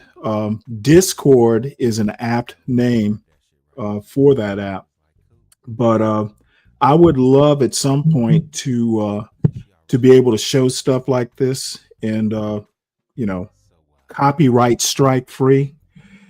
But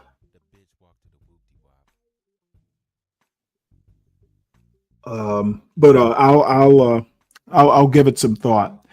So narratives and dialogues. What's up? I usually my show titles have nothing to do with the show. I basically take stuff that, these one-liners that I find funny. I like using them for show titles. So, generally, occasionally the title does reflect what the show is about, but generally not the lives. So I don't even remember why I found it funny. She made this comment maybe a week or maybe even 2 weeks ago.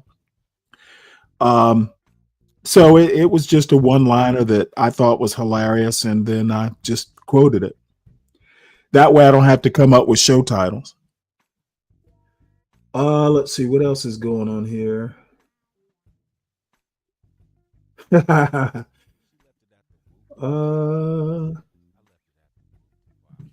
Yeah, it's just kind of my wacky convention. So I wouldn't, usually the show titles are just, stuff that I find funny or ironic or something like that.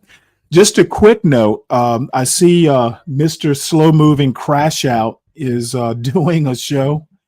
And the title of the show that John is doing this morning is Mildly Retarded, E-Deep, You Ran Your Mouth, Now Watch Me Put the Negress Out. Dude, this is literally like, I guess people just find this sort of thing entertaining. What can I say?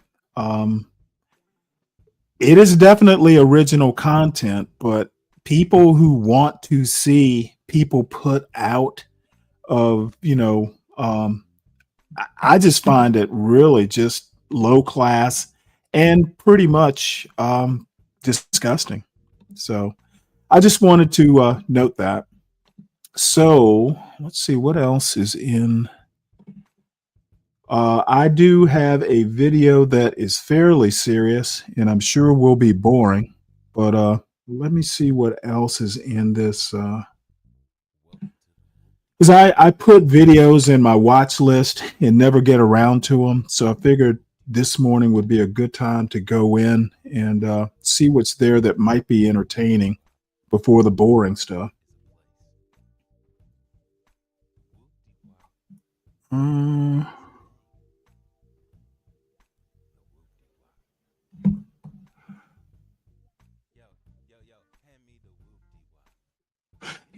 Since we looked at a farming video this morning, maybe we'll just do this one. This guy is a One Mic History, a really good history channel. Let's have a look at this, and then the next video will be boring.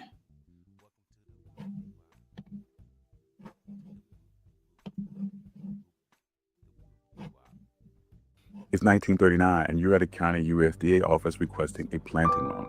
Your white neighbor gets his before the first rain. You don't receive yours until the end of the season. The same form, two different results. And this is not rumor. It is documented facts.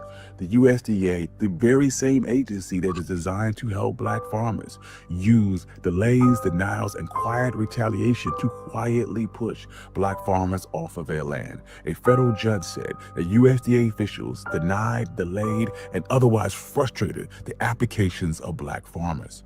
So join us today while we discuss how the USDA pushed black farmers off of their land. And this is One Mic Black History. I'm your host, Country Boy. If you like stories like this, you can find more stories like this at onemichistory.com. But without further ado, let's get started. Right after the Civil War, Union General William Sherman set aside land for freed black families. People called it 40 acres and a mule. Sometime later, that promise was taken back. Most families didn't get their land, and many became sharecroppers who operated on someone else's land for a small share of the crops. Even with these hard rules, black land ownership grew. By the early 1900s, black farmers owned and operated millions of acres of land, and on that land they built churches, schools, and co-ops. But then a new trouble hit. Boll weevils ruined cotton, tractors replaced field hands, and banks and merchants often refused fair credit to black farmers. Some families... You know what? I'm sorry to pause this. Narratives, you don't know how big a compliment you just gave me. Narrative says, I'm not going to lie, Stanley Cross. You have given me a little more confidence to talk about whatever the hell I want, because most of these dudes want you to shut up about things we need to speak on. Absolutely. Now, the consequences is your audience, and your audience is going to grow very slowly. So there are consequences to speaking your mind. But the bottom line is, I have my own internal compass, always have. And I don't really, I mean, the people that I respect, I do care what they think. But the people, you have to, there aren't many people on YouTube that, the people that I respect on YouTube are able to make good arguments about what they believe. And if it's not something that I believe, that's fine. But being able to follow someone's argument is incredibly important to me. If you come up here just spouting invective about, how you feel, it's uninteresting. If you can come up here and tell me why you think this way, I may not agree with your conclusions, but at least I know you have a valid argument. So I'm glad to have helped you out. There are consequences, more than, you should hear some of the talk about me over on John's channel. Even now, my name comes up every now and again, but I'm happy. I can go to sleep at night and not have to worry so much about what people think. So that is that. Oh, well, shit. You were, what do you mean I give you confidence, dude? You're about what? How many? 79,000 times greater in your audience than mine. But you know what? I'll get there. Luckily, if I can get monetized pretty much saying what I want to say, then if it's slow in coming, then it's slow in coming. I'll just have to deal with it. Moved north during the Great Migration, and others stayed and attempted to hold on. Well, yeah, it is. Yet, to understand this problem, we need to go back to the very beginning of the USDA. The USDA was created in 1862, and for more than a century, most of the people making decisions in the building were overwhelmingly white men.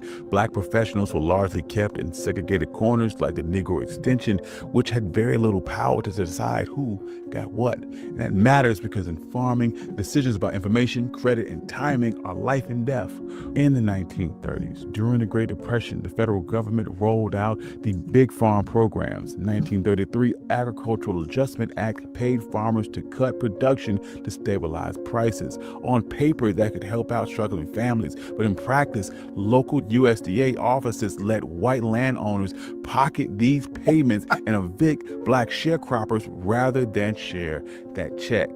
At the same time, New Deal programs like the Farm Security Administration gave out rehabilitation and tenant purchase loans, but black farmers got fewer and smaller loans if they got any at all. There was a deep shift happening. The USDA threw its weight behind its vision of modern agriculture. Capital-intensive research technology helped steer farmers toward bigger tractors, bigger acreage, and bigger everything. If you had the capital, you got more. If you didn't, you were nudged off your own land. That hit black farmers especially hard because they were systematically being denied capital since emancipation. And then there was the basic things that you needed to survive: credit, seeds, equipment, information. The U.S. Commission on Civil Rights later described the USDA's programs as erecting high hurdles, often barriers, for minorities seeking allotments, loans, and even basic program information. This is the foundation. But what comes next is the day-to-day gatekeeping. If farming is a race against the season, delay is defeat. The Farmers Home Administration, meant to be the lender of last resort, became a tool of picking winners and losers. Over time, the Farmers Home Administration and the other USDA lending arms shifted attention away from poor farmers more towards solvent white operations and even picking community projects like pools and golf courses. But how did this discrimination show up? It was in quiet places like waiting rooms and filing cabinets. Black farmers would apply for operational loans January and February when they needed to buy seed and fertilizer. Local USDA officials who held enormous discretion would wait on the paperwork until April, then May, then June. By the time the loan was approved, if it was approved at all, the planting season was over, and that delay could be as deadly as a denial. The numbers tell the story. As recently as 2022, the USDA data showed that black farmers were approved for direct loans at only about 36% of the time, compared to 72% of the time for white applicants. Black farmers are rejected at the highest rate of any group. And this is not ancient history. Even when approval came, it often came with strings. Black farmers describe being pushed into restrictive loan terms, setting them up to fail. Requirements to buy certain equipment, plant certain crops, work with certain suppliers. The USDA staff might supervise a black farmer into debt, withholding timely distributions, then foreclose. One documented case, a farmer was told that he was approved, went out and purchased livestock based on the approval. Then the loan was yanked and he had to sell the property to cover the debt that the USDA helped create. With all of this came humiliation as a part of the process. County office employees often use slurs. They refuse courtesy titles, called grown men by their first names. One black farmer recalled being told all you needed was a mule and a plow. That's not advice, that's contempt. And these delays, they weren't just months. Black applicants often experienced a process that took 3 times longer than white applicants. In farming, those kind of delays meant missing the season, missing revenue, and often losing the land that was used as collateral for the loan. Money wasn't the only lever, though. Information was another. The Agricultural Stability and Conservation Service decided acreage allotments and distributed funds. The county committees were for years all white. Black farmers were effectively shut out of the rooms where decisions were being made. If you control who's on the committee, you could control who hears about opportunities and who gets the allotments that determine where your crop was legal and profitable. The Federal Extension Service delivered new techniques, pest control, access to demos, federal programs, but black farmers' extension agents were often denied information by white supervisors, given inferior offices and equipment, and discouraged from serving the very farmers who needed them the most.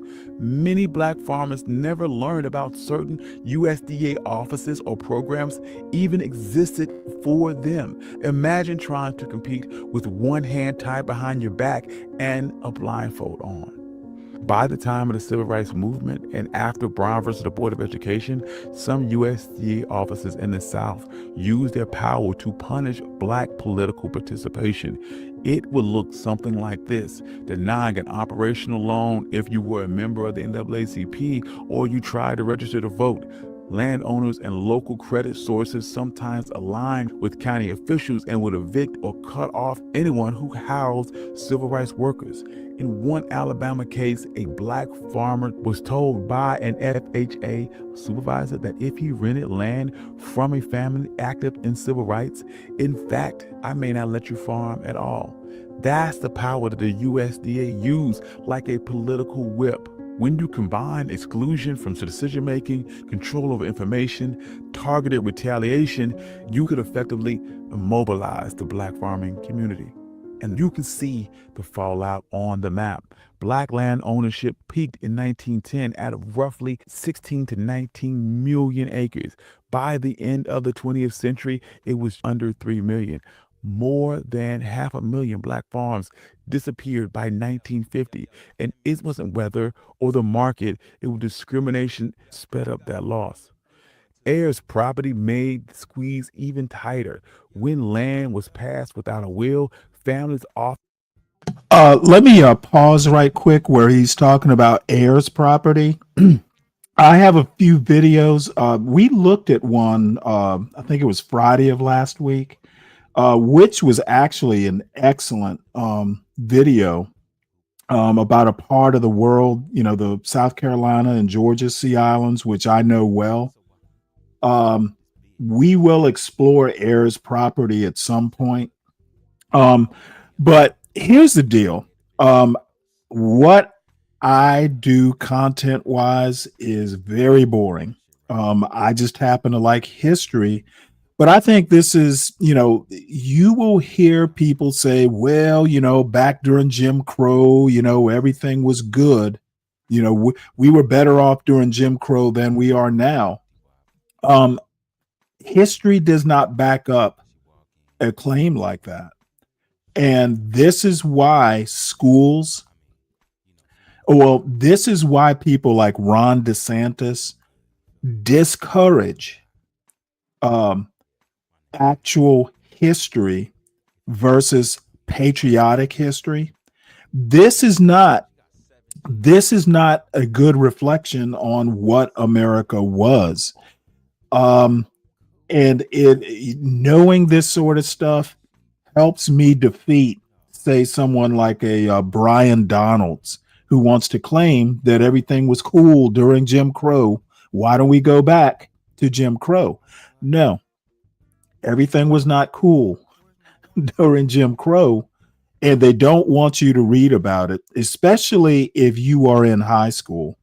I was very lucky. My mother was a history buff. So, there are a lot of things in school. I mean, they weren't teaching me anything that was incorrect. But if any of you are old enough to remember Paul, damn it, what's his last name? I'll think of his last name in a minute, but he had a radio show every day, and his signature sign off was, now you know the rest of the story. Okay.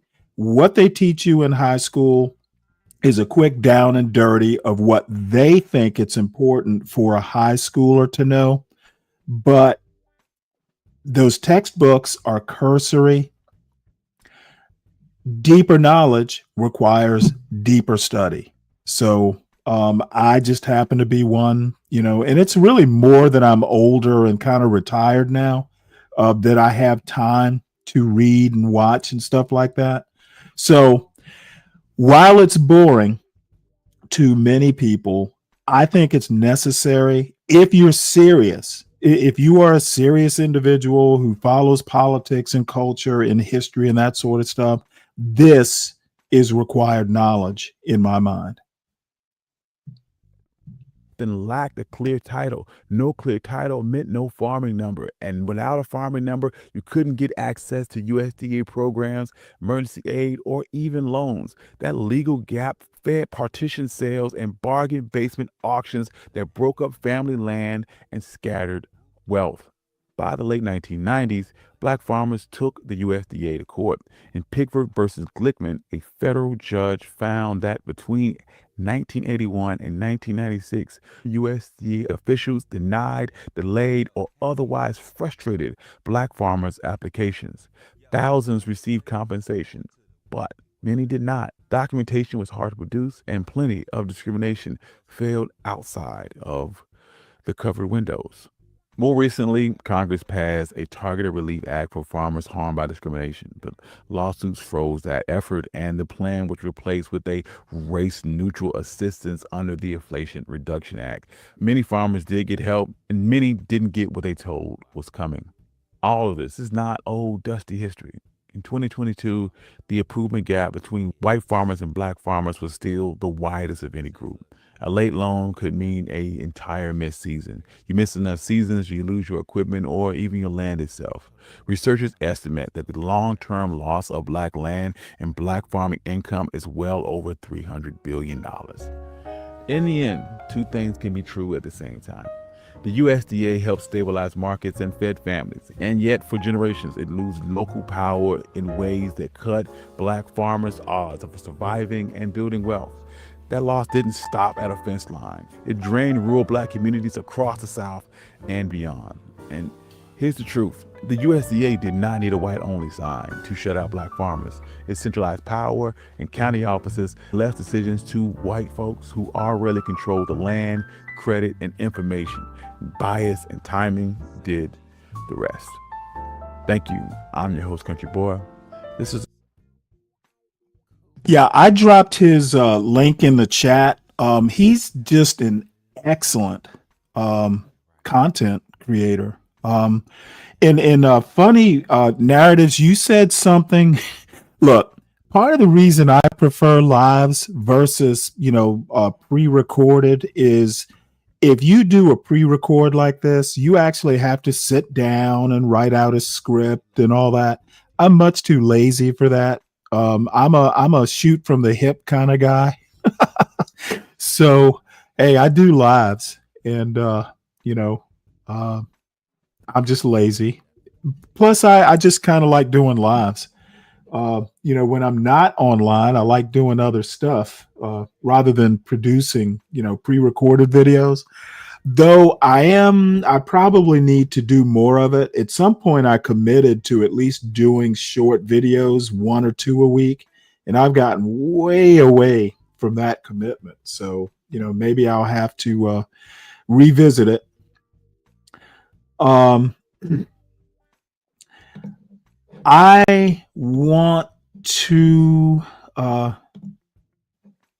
bring up this point, and I've been talking about it for days. And I've been thinking about maybe just doing one of these pre-produced short videos on this topic. And before I do, let's see here. Before I do that, I figured maybe I would attempt to do it live and then maybe cut it, but I'm not even sure I want to do that. Now, let's see here. I've been trying to use my Kindle online. This is a book called, and I've mentioned it before. It's called The Racial Contract by Charles W. Mills. And let me grab my Kindle here. This is actually a PDF that I found online of the book. And then I have some things that I highlighted from it. And for some reason or another, this is saved locally. I thought if I uploaded it to the cloud, all my Kindles could see the notes that I took on it, but PDFs don't work as well as the actual ebooks do. I think they're a different format. But I actually think that this book, it's dense reading, even though it's a fairly short book. There's some things in here that I feel are very explanatory of how American culture. He talks about Western culture, but because I like American history specifically, I tend to want to narrow my scope to American culture. But the premise of the book is that we in American culture, W.E.B. Du Bois talked about double consciousness. Well, I think, and I'm no scholar, so this is just what I think. I think American culture, and probably this isn't news to anyone, American culture has a double, if not more than double, conscious. It's basically in Charles Mills's book, it's white people and non-white people. And, I'll leave, the details for people to, who might be interested. I can always give you the PDF or point you to where the PDF is online. But the interesting thing, and if you've ever read Locke or Hobbes or anything like that, where they talk about the social contract, it is Interesting reading. And not everybody's into this sort of stuff, I realize. But again, I like taking, a lot of different ideas and kind of putting them into a cogent narrative. It is my attempt at a unified theory of how Stanley sees things. A lot of different sources coming up with one conclusion. And there is, let me see, there is a quote in here that I'm looking up on my Kindle here.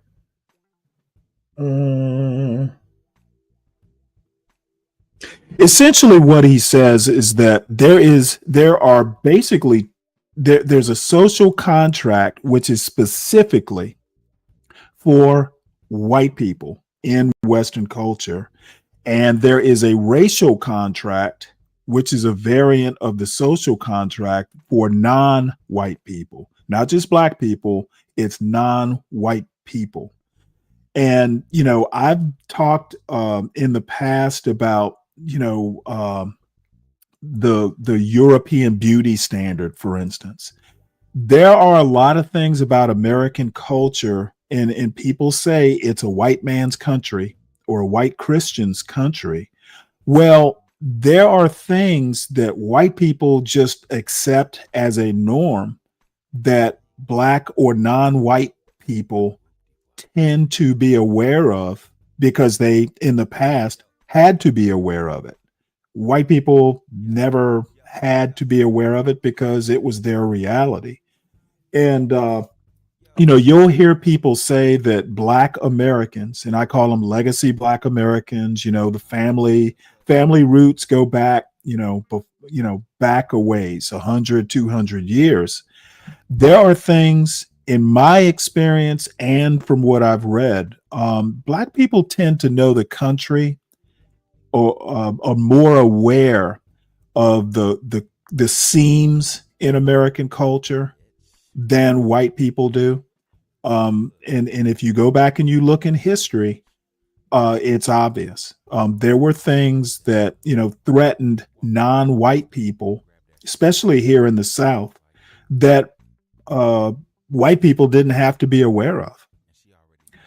So this is basically Charles Mills's thinking on it. He was a philosopher, by the way.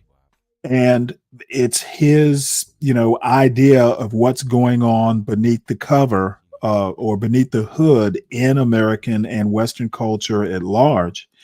And it is considered a classic.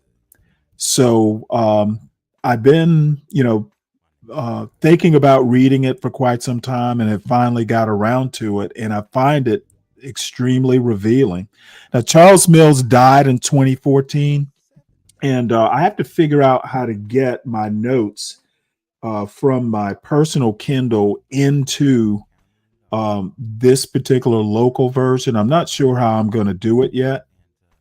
But the reason I bring all this up for now is that the next video has Charles Mills in a panel talking about some of the things that he wrote about. And it will be boring. I'll warn you now. So if it's not your thing, I'll understand. But I think it's important to watch. So we'll get it out there into the internet. We'll get it into YouTube, and then maybe I'll go back and cut it up into more digestible pieces. And we will go from there. Let's see here. Here we go. Ryan, I'm curious to know what exactly, let's see, you said you had a DNA test and sadly I'm only 40% English. Henry Gates is more English than me, so jealous. I hope that's a joke. I seriously hope that's a joke. You're doing fine. Even with whatever your percentage of English is, I'm sure you'll be okay. You're a big boy. So anyway, this particular video, Critical Race Conversations, it's from the Folger Library. And I know the Folger Library because they've got like original folios of Shakespeare's work.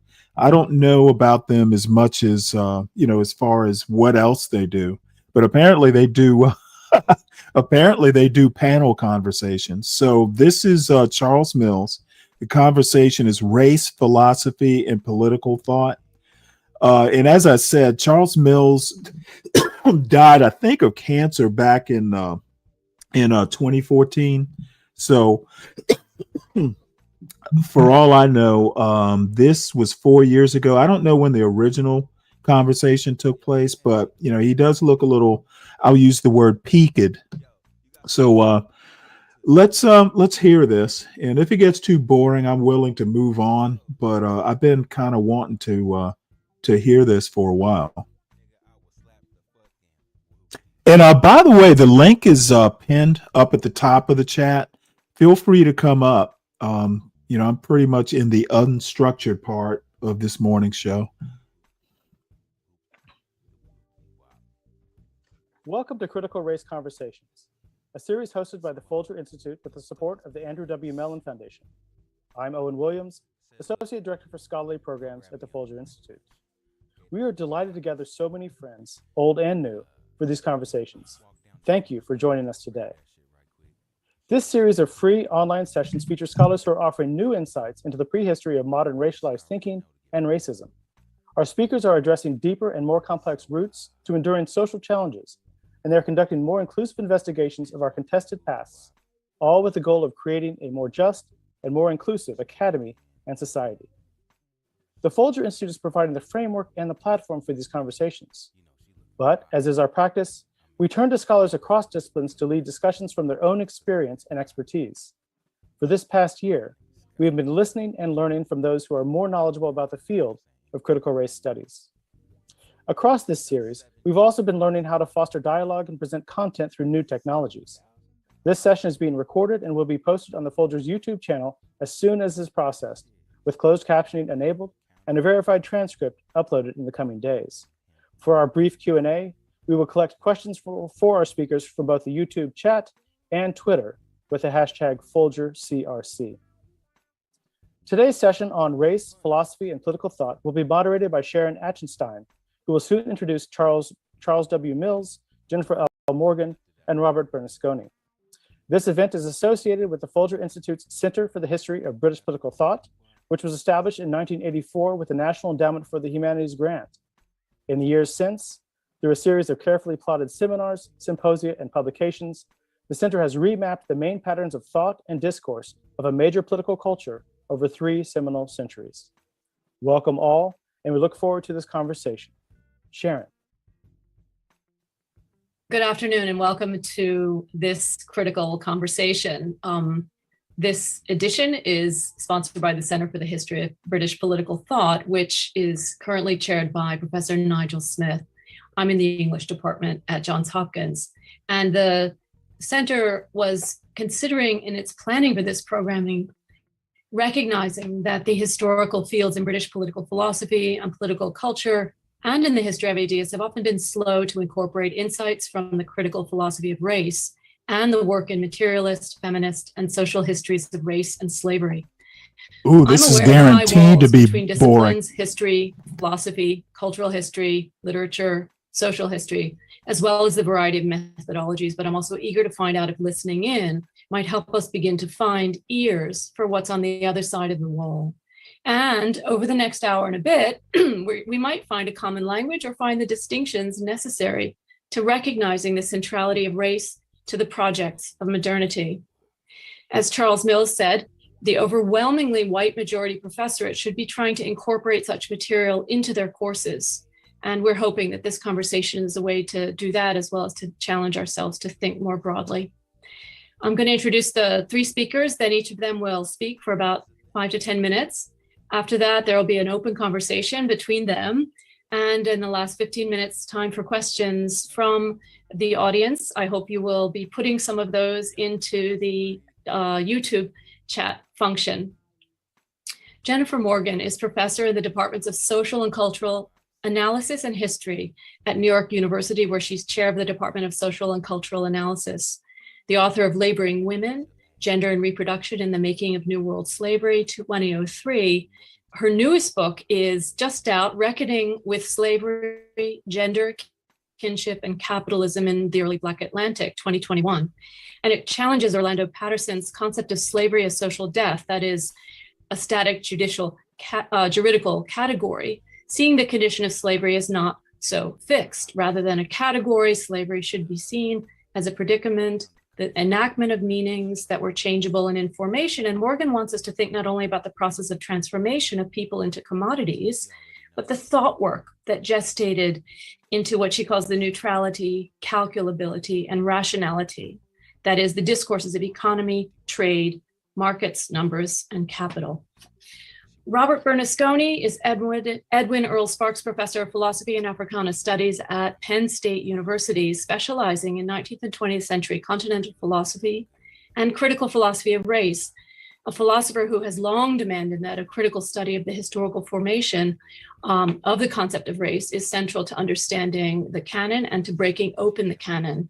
His work has been frontline with a plethora of articles and books, and also back of the office, if I might say, that quiet and crucial work of bringing out volumes of work that shape a field, mentoring, showing intellectual curiosity and openness in such volumes as Race and Anthropology, Race and Racism in Continental Philosophy, Concepts of Race in the 18th Century, and with Tommy Lott, the Hackett Readings on Philosophy, Readings in Philosophy on the Idea of Race.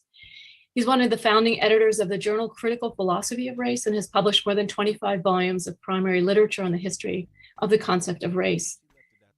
Charles Mills is a leading thinker in the history of social and political philosophy as it concerns gender and race.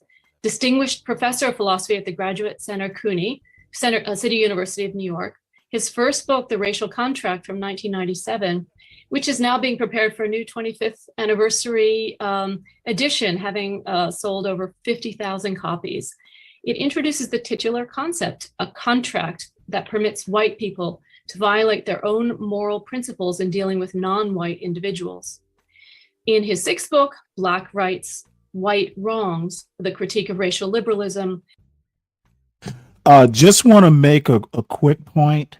To that point, the U.S. Constitution is a primary example of, principles that apply to the white population that don't necessarily apply to the non-white, in this case, African population, because roughly, I think it's 20% or 20% of the U.S. population, I believe at the time the Constitution was adopted, 20% of the American population was African or African heritaged and enslaved. The numbers may be a little shaky, but I'm sure I'm pretty close. So I get a whole lot of, everybody had slavery. What's the big deal about the United States having slavery? We were just like everybody else.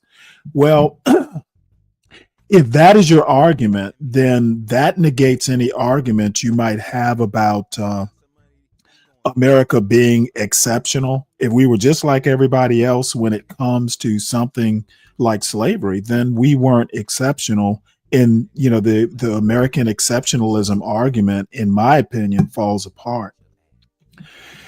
To my mind, and one of the biggest comebacks that I have to Black conservatives in particular, and my buddy SKC, I don't think he'll mind me mentioning him specifically, because we've had this conversation for years.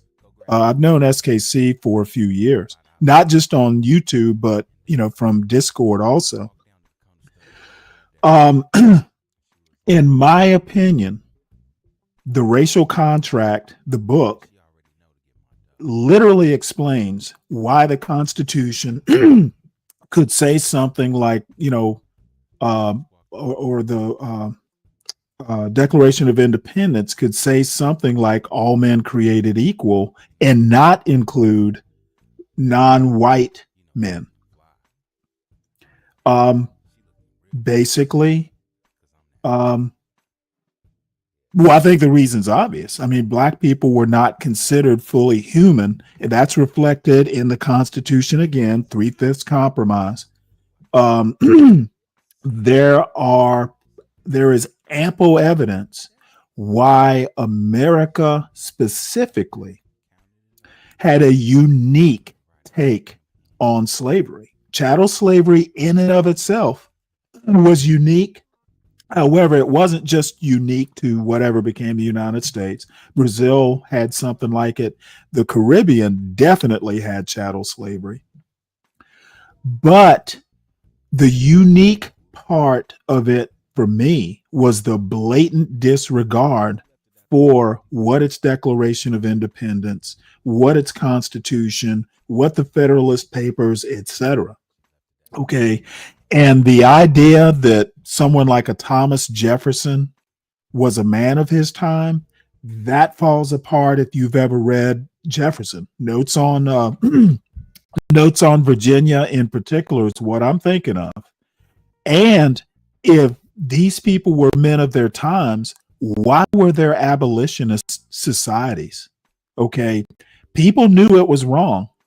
And if everybody didn't agree that it was wrong, there were people, men of influence, who knew that not only would it be a problem down the line and it ultimately resulted in a civil war, but they knew it was wrong, period. Whether it was morally, maybe, or politically, economically, there were people saying that, hey, slavery is inefficient. You would do better just having wage slaves. There are all kinds of arguments about why slavery in the United States makes it unique at the time on the world stage and now in history.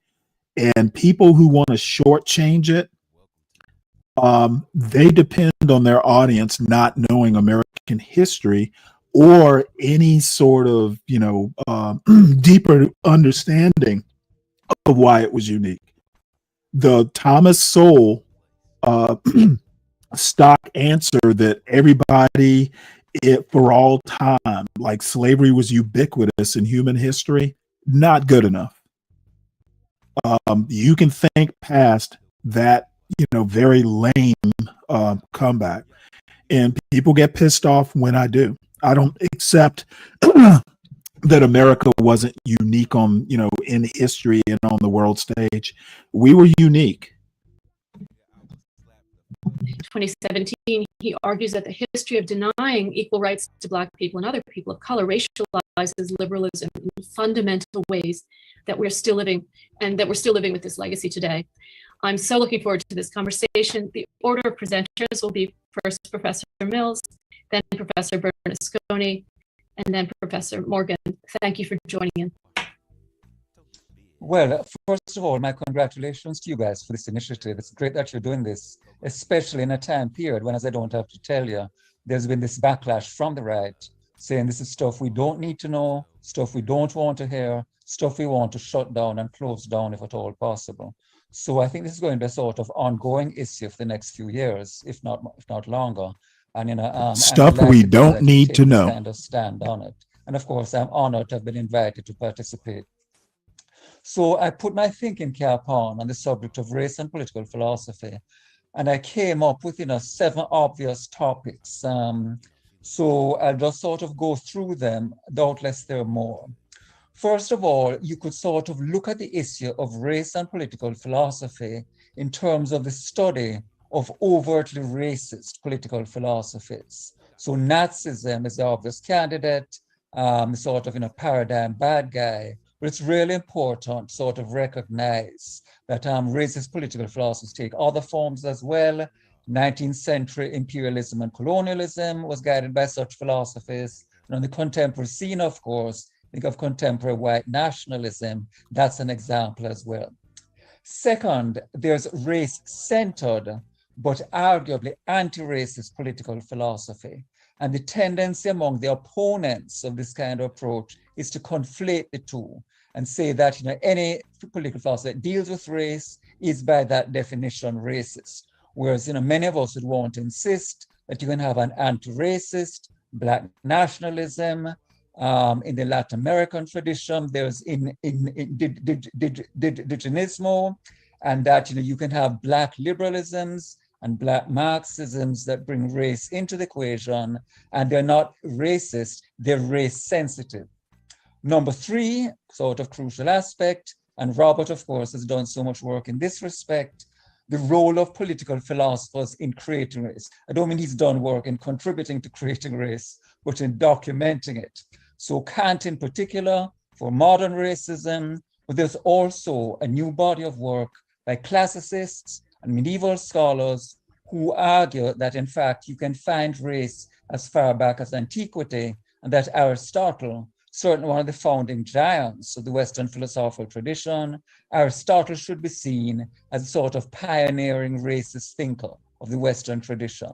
So what we'll be doing there is sort of looking at crucial Western political philosophers, the canonical figures, and sort of bringing into full view their role in contributing to the creation of race.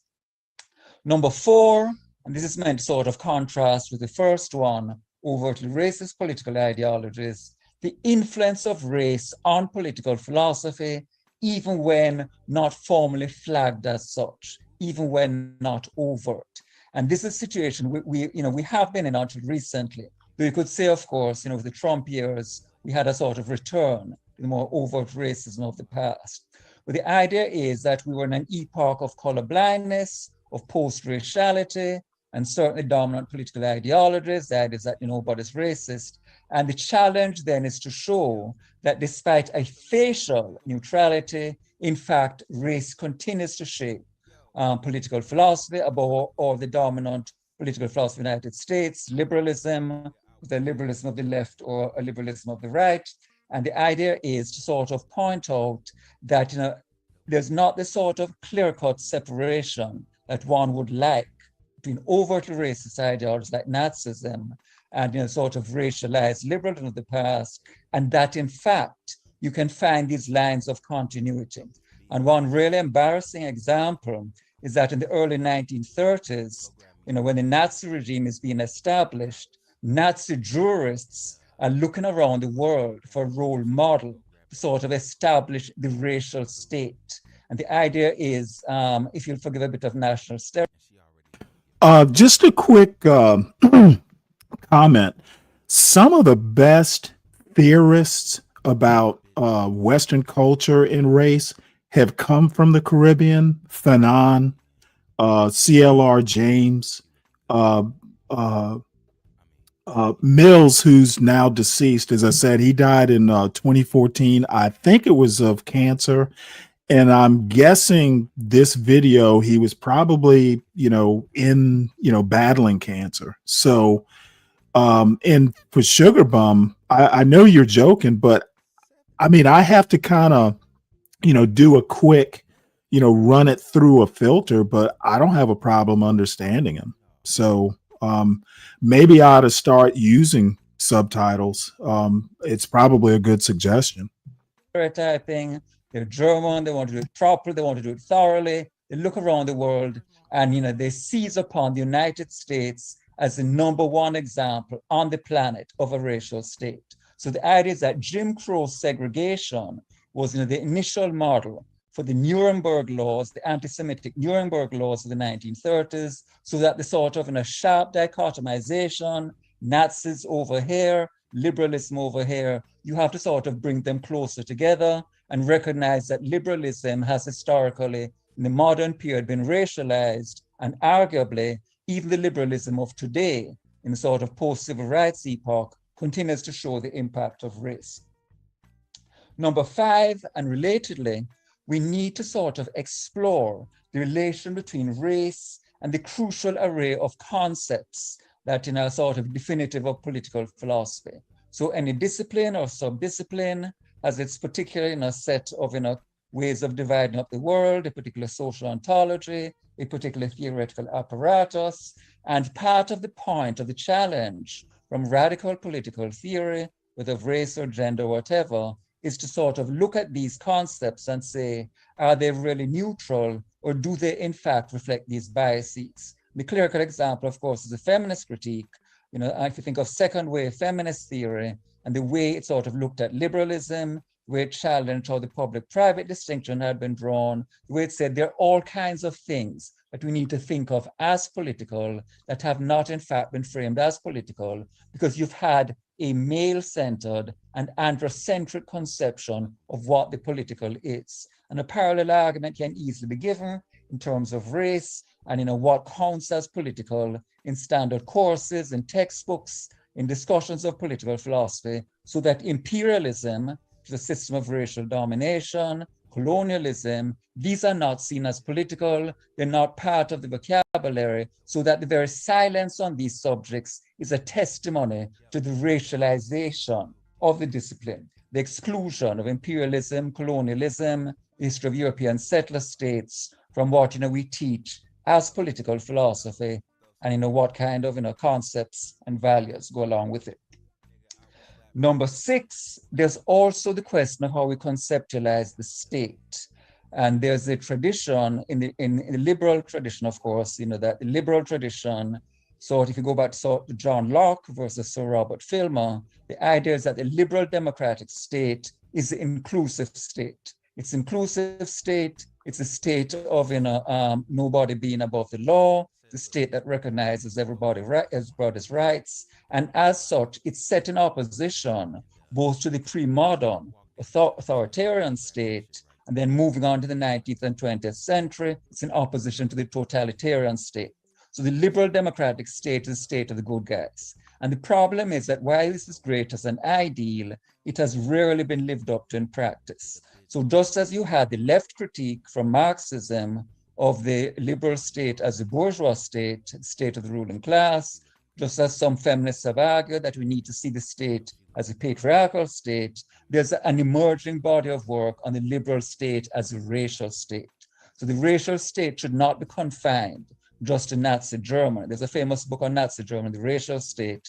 But David Theo Goldberg, well-known race theorist, argues that the modern state in general should be seen as a racial state insofar as it presides over, so far as it facilitates colonialism, imperialism, racial slavery, and so forth. And then finally. Well, not only does it promote all those things, it also promotes the idea of, say, something like a patriotic education. People need to understand that when you say liberal state, that includes both sides of the aisle. The liberal state includes straight conservatives.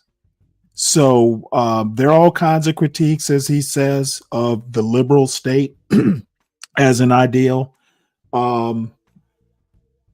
I just think that you may not be interested. It may be just something, that you think about in passing.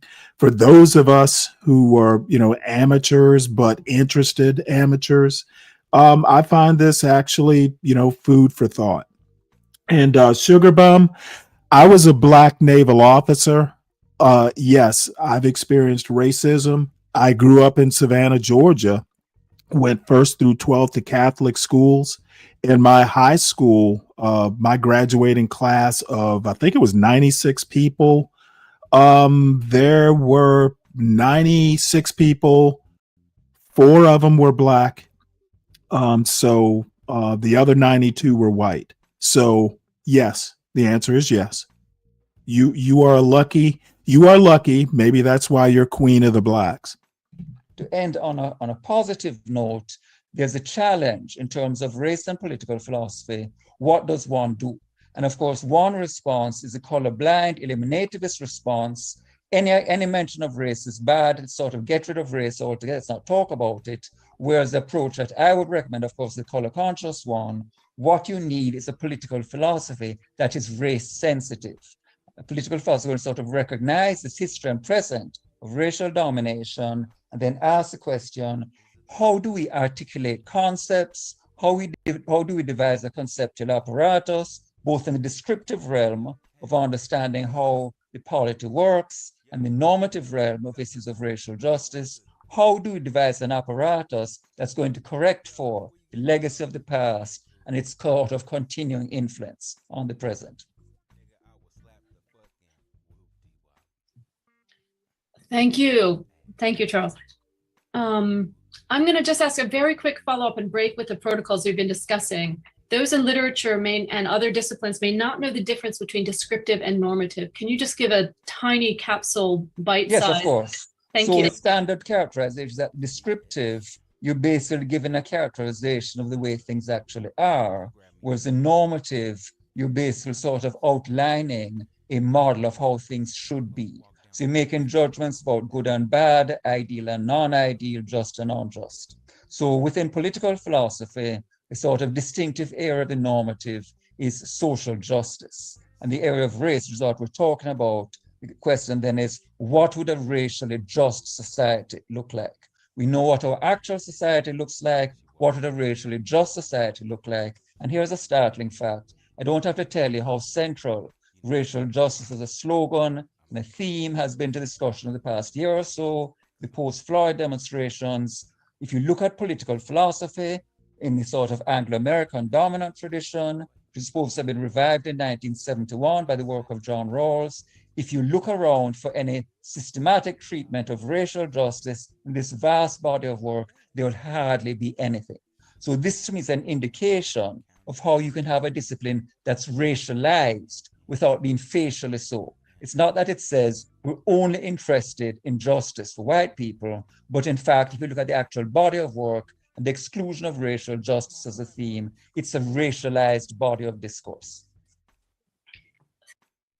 Uncle Fatty, I'm not sure I agree with this point that modern day white folks think all our ancestors were the kings and not the indentured.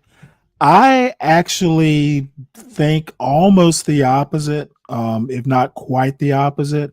I hear all the time in discussions of race that, white people saying, well, my family never owned slaves, and I assume that means, well, my family, was more working class.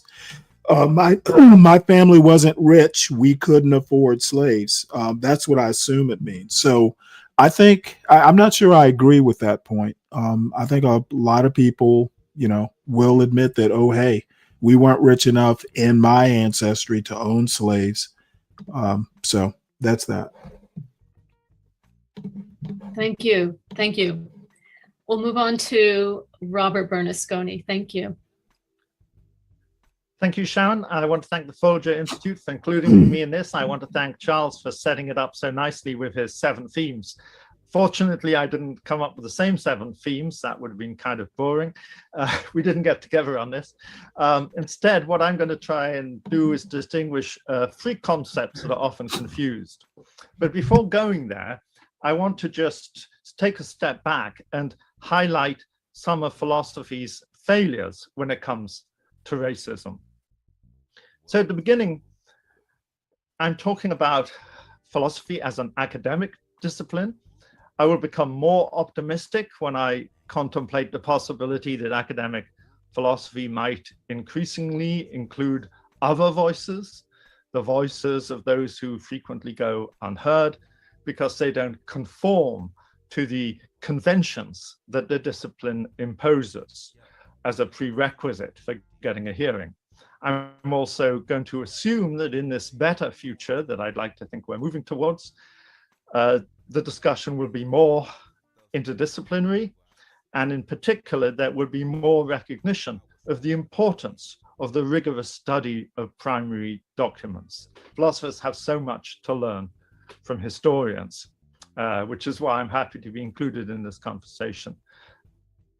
When I talk about philosophy's failures, I'm not just talking about the role of canonical philosophers in the introduction of various concepts of race and of propagating false and misleading stories they knew to be false and misleading.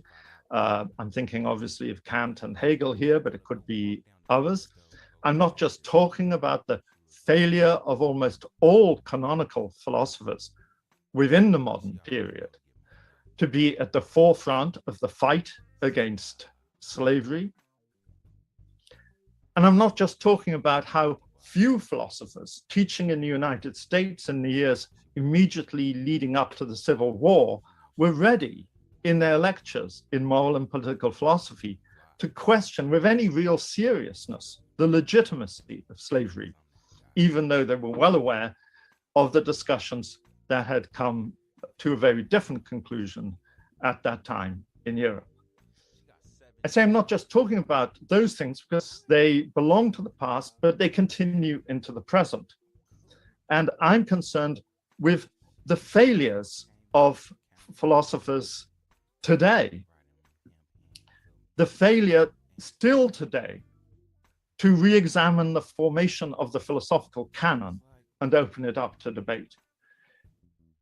The almost neglect, total neglect of contemporary philosophers still today when it comes to the study of slavery in the 18th and 19th century. If you look at textbooks on the history of political philosophy, and this is true also books coming out of political theory departments very often, not just philosophy, slavery is almost nowhere to be seen. You could get the impression that no one was talking about slavery, but all these modern philosophers talk about slavery a lot, and yet we never talk about it. We never look at their discussions because we're not proud of them, presumably, but we should be examining their failures in order to learn from them. Philosophy presents itself as a discipline that is going to instruct us in ethics. That's why we justify our existence very often, and yet we won't examine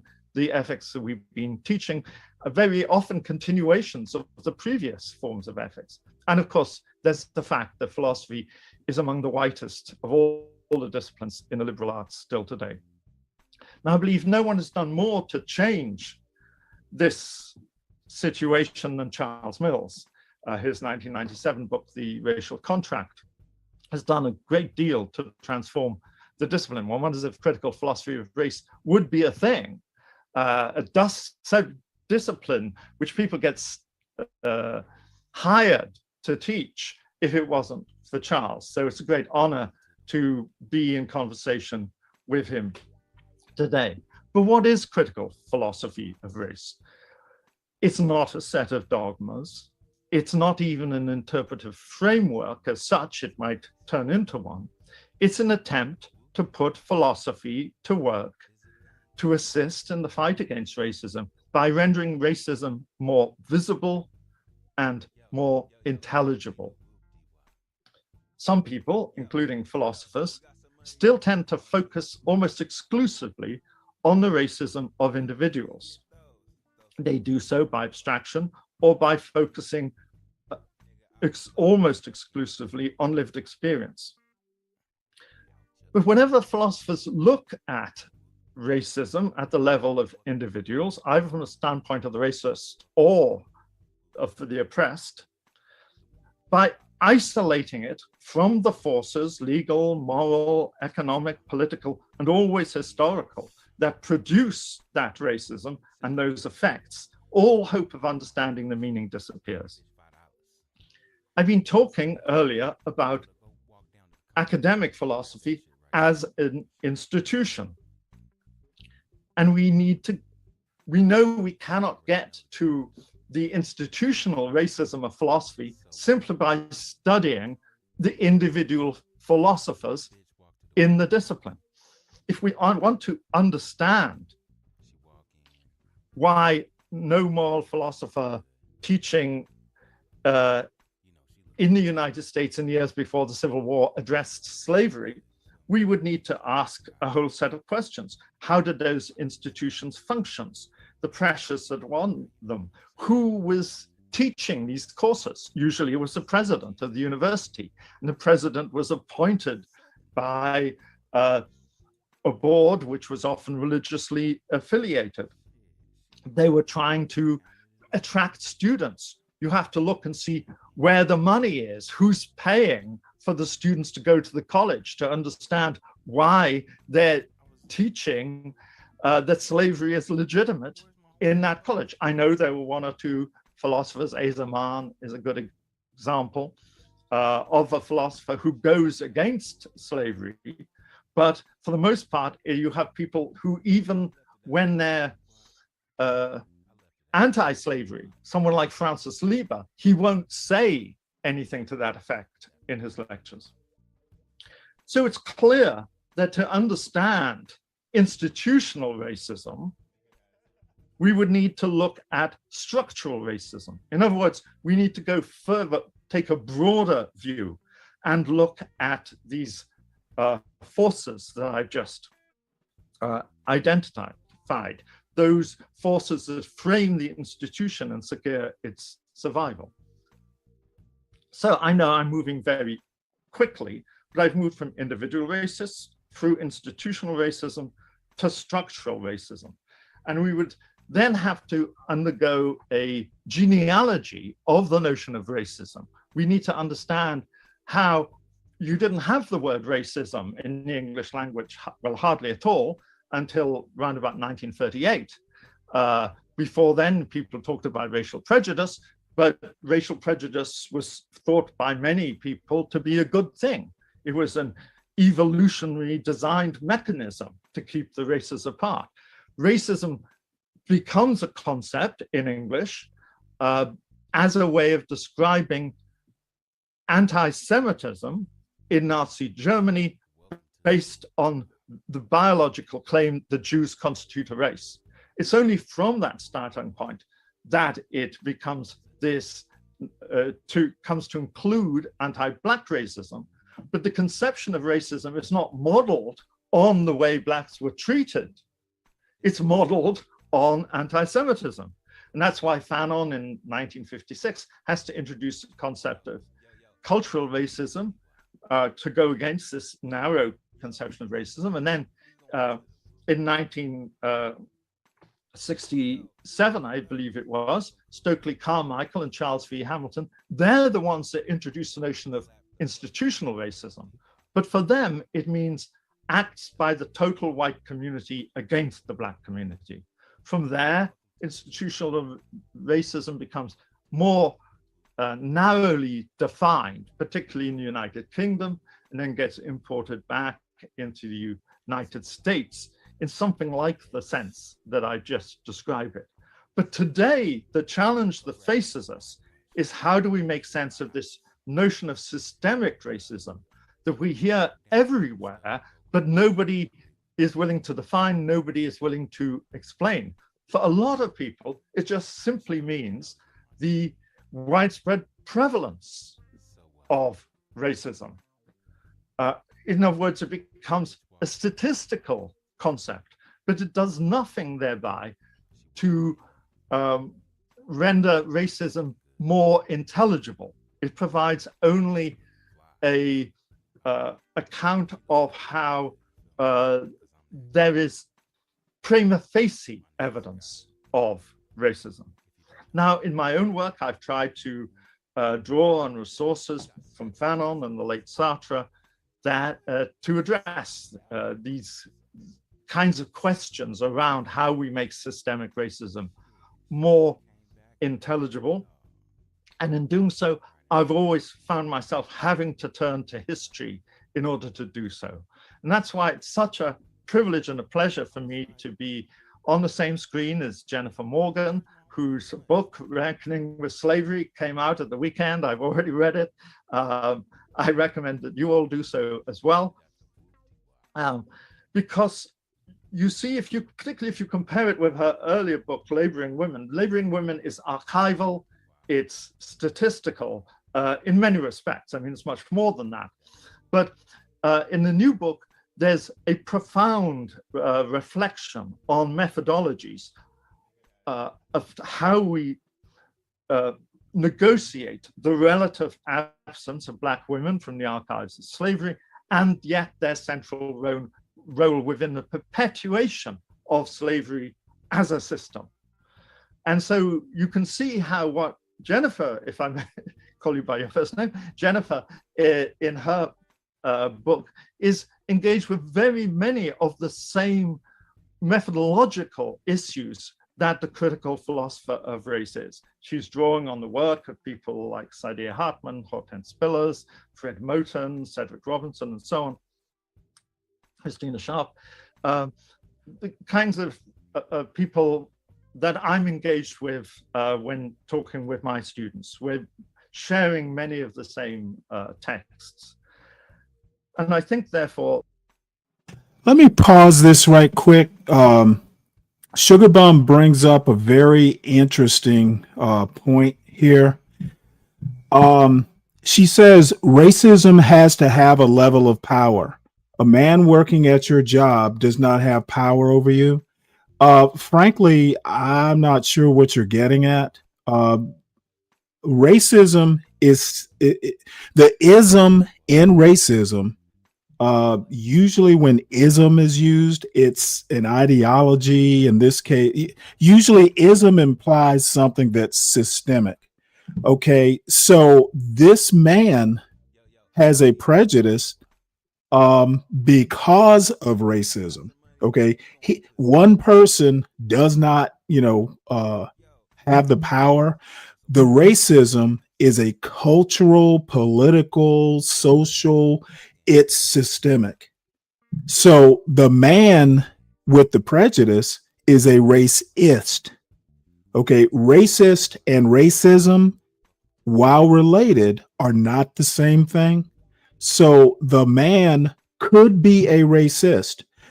One other thing, all racists have prejudice, have a prejudice. Not all prejudices are about race. So I think you have a misunderstanding of what racism is. The power is systemic. Okay, one person does not control racism. It's at the cultural, socio-political, cultural level. It's a system. It is a structure. Just like there's a legal system, well, racism is a system. So it really has nothing to do with individuals, to be honest. So this power triad that people keep trotting out, which makes no sense whatsoever, the power is at the cultural level. It's not at the individual level. And your point, you didn't have a point, Sugar Bum, with all due respect. The man had a prejudice. He could possibly be if it's a racial prejudice, I thought all the people called people like you this term, that is a racial prejudice, and a racial prejudice makes you a racist. So let's get our terms straight, folks. Racism and this man, the man has the racist prejudice because of racism. So if that's what you meant, then I get it now. But this, the man doesn't have power, therefore there is no racism. Individuals don't control racism. It is a cultural system. That, and I'd add this one thing about Jennifer's new book. What makes me think that he is a racist, it sounds like, there though. are more questions than answers, and that is a thumbnail definition of what a philosopher is. So, and speaking of this comment right here, Sugar Bomb, if you think you can actually talk about this, hit the link. Okay, I don't just whistle Dixie about these sorts of things. I've actually done the reading and the work to understand exactly what is systemic and what is not. Okay, the power over him has nothing to do with it. Okay, having a racial prejudice does not require somebody to have power. That's what I'm trying to get across. It doesn't take any energy to be a racist. As I say, it's a great honor and pleasure to share the screen with two people that I have great admiration for, Jennifer and Charles, and I look forward to the forthcoming discussion with them. Thank you. Thank you, Robert Bernasconi. We'll now turn to Jennifer Morgan. Hello, thank you so much. And thank you to the Folger for pulling us all together. And Robert, thank you very much for that really lovely handoff to me.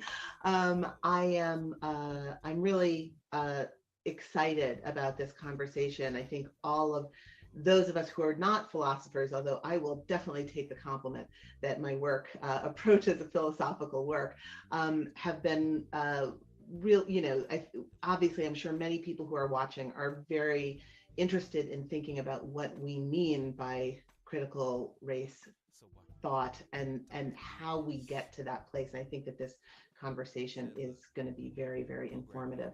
I'm gonna read and I'm gonna talk just a little bit. I'm gonna extract a little bit from my new book, Reckoning with Slavery, in order to talk about the way in which I'm thinking about what constitutes political thought. Okay, so I want to start by sharing my screen so you can see this image, and I'll keep the image up just for a moment, and then I'm going to take it down. So sometime in the years before 1585, in the town of Bologna, a woman sat for a portrait painted by a man who would become famous. I won't give you his name because it's not important to the story that I'm trying to tell. And I can't tell you hers, although her anonymity is at the very heart of the story that I am trying to tell. As you can see in the portrait, she is dressed well and she holds an ornate clock that may indicate the kind of wealthy household she was a part of. The painting was damaged, so we do not know who else was in the portrait, only that at one point she was not alone. She stands behind another figure, one who is almost certainly a woman. Portraits of wealthy families, demarcated by lesser members of households there to indicate the status of the family, were quite popular in the period. I presume that her location on the edge of the canvas was precisely that, an indication of how worthy of attention the others in the portrait were. If you look closely at the bodice of her gown, you will see straight pins. She may or may not have pinned herself into her gown. She may or may not have sewn the dress herself and the decorative collar that she wears. She may or may not. Now, I will admit, as a person who was trained in science, bringing up a portrait and doing art criticism in support of this argument is a bit, to use a word that I know Kelvin would understand, it is a bit twee, but it is what it is. You can always skip through this part. I don't know that I necessarily find it interesting, but again, these are the sorts of things that most normal people aren't particularly interested in. It does take patience to sit through some of this admittedly esoteric, kind of effete sort of analysis. But hey, I enjoy it. If you don't, you can always fast forward at some point. But again, the conversation is about race philosophy and political thought. At some point, we're talking about culture, and art is about culture or is a product of a culture. And you know what? It can be critiqued. If it's not your cup of tea, then that's fine too. Have been a seamstress. She may or may not have been paid for her labor. However, I will add, as boring as it might be to some people, it's what I do. People like a John Galt or CT are much more entertaining. My job is not to be an entertainer. She may or may not have been free. Hundreds of Africans, now I'm going to stop, so take a last look at her. Hundreds of Africans were enslaved and free in Italy at the end of the 16th century. At the time she was painted, the legality of their enslavability had defined the Mediterranean world for almost 150 years. But art historians don't know who this woman is. They can't. And so instead, she is referenced rather than Wow. Black woman with a clock. Wow, White woman really? with a clock. African woman with a clock. She marks time with the object that she holds, but she marks so much more with the gaze that holds us. I believe that her visage conveys nothing if not knowing. She knows who she is in relationship to the painter. She knows what she sees. She locks eyes with the viewer and comes close to dismissing you with the turn of her lip, dismissing perhaps our question as to who she is. When I look at her, I see a woman whose gaze articulates a knowingness that I argue constitutes political thought. It is a gaze that theorizes her own condition, that says, look at me and see what brought me here. I see someone who understands her own value, both the value that can't be quantified and that which can. I see someone with a deep understanding of who and where she is. And still, from this vantage point, at the other end of time, both the process of bringing her into place on the canvas in Italy and the comprehension of her value are very difficult for us to apprehend. It was that difficulty, that opacity that first drew me to the project I've recently completed, one that considers the unfolding of early modern capitalism through the prism of women like her. And yet I needed to move away from the kind of earthy loam of social history. There's Earthy loam? between Oh, enslaved wow. women and the social historical. I'd never heard those two words together. Assumption that a study of gender and slavery is by default a study of affect, of pain, of resilience, of the minute pleasures of movement or coiffure or beribboned frock, of the pain of the effort to protect a child. Or Hey, narratives. Bingo. This is a great point that you make. Now, I'm 60, so, people will call me boomer, which I'm not, but hey, patience is a virtue. But there is something missing from the production of these women in our historical memory, and that is their own comprehension of their position and their role in generating a counter narrative, a theory of political opposition, a refusal of early modern political philosophy. I'm sorry, not a refusal of early modern political philosophy, but an instance of early modern political philosophy. In recent works by David Scott, Neil Roberts, Herman Bennett, Laurent Dubois, Christina Sharp, and Catherine McKittrick, work that builds on foundational work by Michel Roche-Triot. You got a volume switch? The video is I think the volume is up high. The volume problem is on her side. The other speakers you could hear just fine. So turn up your volume. Is admittedly, but only occasionally, interrupted by the explosive affect of revolt. My own work builds on these contributions and suggests that by framing the lives of women caught in the early modern machinations of the transatlantic slave trade, we can train their political thought onto the question of the origins of race and racial hierarchy. We might see clarity where historians have typically seen fluidity, and the articulation of theories of power where historians have typically seen only grief, mother love, and insecurity. The records of the slave trade and of the commerce at its heart are part of a technology of knowledge production that situates trade and racial slavery as rational and that excludes women's lives from the purview of the archive. Their absence is important as it enables a myth whereby slavery is legitimate and not muddied by grieving mothers.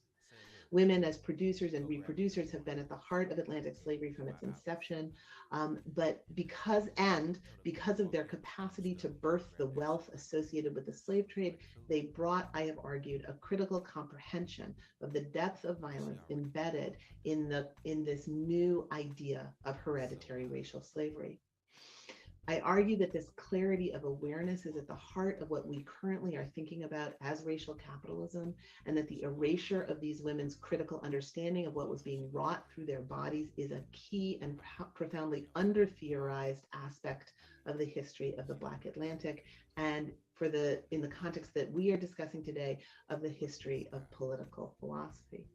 So racial capitalism, of course, is the argument that the roots of capitalism are inextricable from those of slavery, and that the inequities of slavery actually are the fertile ground for the appropriation of value that follows. The gaze of that woman from Bologna, I am convinced, conveys all this and more. It conveys her own awareness of how she is being positioned, and the painter's ability to capture her knowingness is a provocation to all of us to ask what it is precisely that she might know.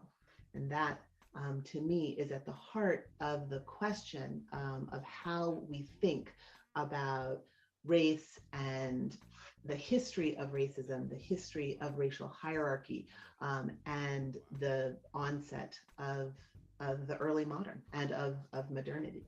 So thank you. And I'm really looking forward to this conversation.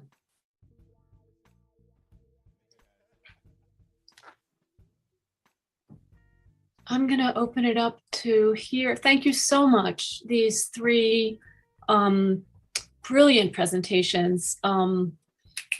Kind of my head is exploding, and I can hear lines of coherence and convergence and lines of disparateness, and I'm wanting to open it up to the three of you to follow up with each other, please. We'll have to mute ourselves for this. So Charles, I think you were starting in. Yes. Yes, Jennifer, it sounds like a wonderful project, and brings home the importance, especially for philosophy. And Robert, by the way, thanks for that, very generous characterization. I'm wondering, do I owe this guy money or something? I'll explore that later. I have the same question. Yes, and as Robert, let me make one point here. Look. One of the things that I said not too long ago on this show is that we may disagree on conclusions, but understanding why you're making the argument is crucial to actual productive conversations. And I know you're at work, Sugar Bum, but tossing out hand grenades like the boomers ruined the Black community. You might want to back that up with some facts or why you even think that way. And I know you're a really good troll and all that, but I hope that was a joke. If you're serious about that, then I look forward to you dropping some links as to why you might feel that way, or come up to the show. You're always welcome to do that. I know you can't right now, but I will do an evening show more than likely today.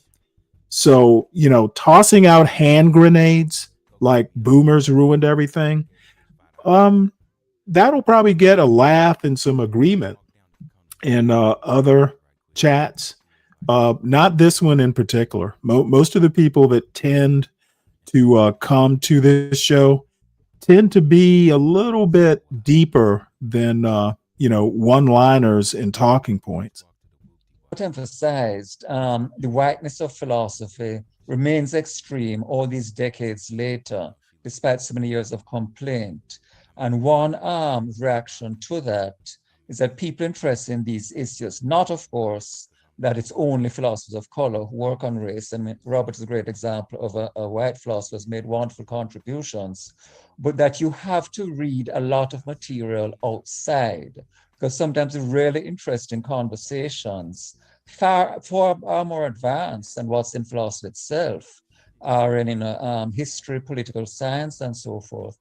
So one of the things I wondered when you were talking, what are the kinds of sources you found as texts? I mean, there was, with the increased interest in, 19th century Black women's contribution to intersectionality and so forth. They're the well-known figures that everybody cites. But is it the case that there's a whole bunch of lesser-known texts that you've discovered, that you've been drawing upon to, come up with these conclusions? No, they're not. It's not the discovery of new texts.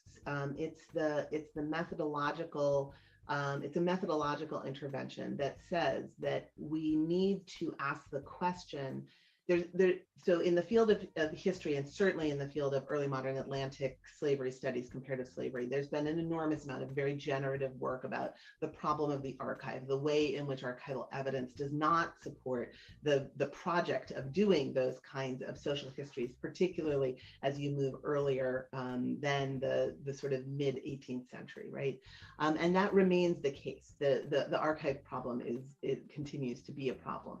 But one of the things that I think is really instructive and that connects quite clearly to the question of like what counts as political philosophy, Charles, I think it was your point number 5, and I apologize because my internet connection was dropping in and out when both of you were talking. I finally got it fixed. But so what constitutes evidence about the lived experience or the theorizing of their own experiences for early modern captive African women, part of what constitutes that experience are the commercial records, right? And so we have to approach the commercial records, we have to approach the log books of slave ship captains and the books of sale of governors and legislators in the colonies as not just as a place that fails to discuss those women,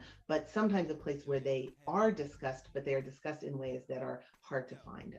So it's about revisiting a different kind of evidence that's primarily been used to write political histories or economic histories of the region, and to ask the question about the presence and impact of both women and men, obviously, but my own interest is primarily with women. So I think it's really about a shift in your one's relational approach to evidence.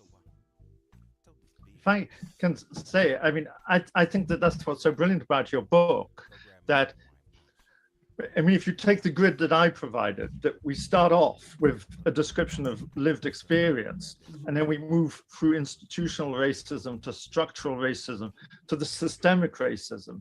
And even then, the systemic racism would have to be figured in terms of the system as a whole, because racism is only one part of the narrative, that we're dealing with intersectionality, but that you can only understand intersectionality not as the name of the problem, but as something that can render intelligible these issues once you see the whole and then take it back to the concrete lived experience. And what's brilliant about, I think, what you're proposing here, is that your work is very much evidence-based, but this silencing which takes place at the front end then can be understood from out of the whole. And so that there is something that fills this gap. That, I mean, I think you only used the word dialectical once in your book, but I was pleased to see it. And to me, it is a dialectical enterprise that you're engaged in. And this silence at the beginning, by the end of the book, begins to speak, because you're relating this individual silencing to the system as a whole. I think that's right. Can I turn the questions around though and ask, because one of the things that that Robert, that you were talking about as you started, was the failure of philosophy to engage questions of race and slavery. And so from my perspective as a historian of slavery who's constantly looking for cross-disciplinary engagement with slavery, I read philosophers who are engaging the history of slavery. So I only get that little skim around the edge. And I'd really love to hear both of you to actually talk a little bit more about where the field is in terms of thinking not only about race, but also about the history of slavery, and how Enlightenment philosophy kind of emerges from a landscape that is so saturated by hereditary racial slavery, by forced labor. So where is the field? What are people mulling over these days? Part of the problem is that within the Anglo-American tradition, and there's this split, and there's controversy about whether it still exists, but most people think it's still there. Anglo-American analytic versus continental, more historically oriented. Within the Anglo-American tradition of political philosophy, the dominant figure for the past half century has been John Rawls, whose book, A Theory of Justice, came out in 1971. And he said that political philosophy should start off with what he called ideal theory. And ideal theory is not just normative theory, which we mentioned earlier. It's a normative theory of a perfectly just society. So the idea is you get principles of justice for a perfectly just society, and this is then supposed to equip you theoretically to go on to sort of deal with principles of justice for unjust societies. And the problem is the transition never really took place. So at 50 years later, there's still this sort of overwhelming shaping of the Anglo-American analytic tradition by the idea of a perfect just society. And of course, it has its precedent if you go back to Plato and the Republic and so forth. And what this then means is that this then gives the majority of political philosophers, who, to repeat, are going to be largely white, this gives them, in a sense, a green light to ignore these issues of racism and slavery. Because the idea is, well, we'll get to that later. First of all, the principles of ideal theory, and then at some later stage, a later stage that never arrives, will then sort of start talking about the actual history. So you would then sort of, you are exonerated from any sense of guilt by not looking at the actual history, because you're doing ideal theory. Mm-hmm. So you then get the most ridiculous statements being made by people in this tradition, flagrantly in contradiction with the actual history of racial domination, which of course, as you know perfectly as a historian, continues past slavery. But there's no sense of absurdity, no sense of contradiction, because they're moving in this intellectual world, which is constituted by ideality, sort of intellectual world where you're sort of focusing on this sort of ideal abstraction. And what's important to emphasize is that though philosophy, virtually by definition, deals with abstraction, it doesn't have to be an ideal abstraction. You could sort of develop abstractions, as historians do. How does racial slavery work? How does racial capitalism work? And you develop abstractions that are basically tracking the systems of oppression that operate and sort of give us a blueprint of how these things work. Mm-hmm. But what you get in mainstream Anglo-American political philosophy is this conflation of the ideal and the abstract, so that you're talking about the abstract and you go straight to the ideal. So we don't have the detailed theorization of white supremacy, of European settler states, of racial slavery, of all those things that have so transformed disciplines like history. Well, I can tell you, I agree about the ideal, the abstract and ideal kind of being conflated. However, a sense of history will inject a bit of realism into the idea. Well, the ideal is always going to be the ideal. The abstract is always going to be the abstract. But I think it was Kelvin asked, well, where is the actual lived experience or hard evidence, that sort of thing? That's where history comes in. So, in some ways, you could look at history as applied philosophy. You get a lot of, I think the two intermingle fairly easily. If you're a chemist, you would say history and philosophy can be missable. They mix easily and are hard to separate out. But that's my opinion. Indigenous studies, etc., in recent years. I think where a lot of the action is happening is in the study of the history of philosophy. Now, when I was growing up in England and they were training me, it was always about what the philosophers should have said, not what they actually did say, believe it or not. So they weren't really terribly good historians back in those days, but now there's sort of there's more attention to the actual text and the context. There's been a lot of very good historians of ideas, intellectual historians.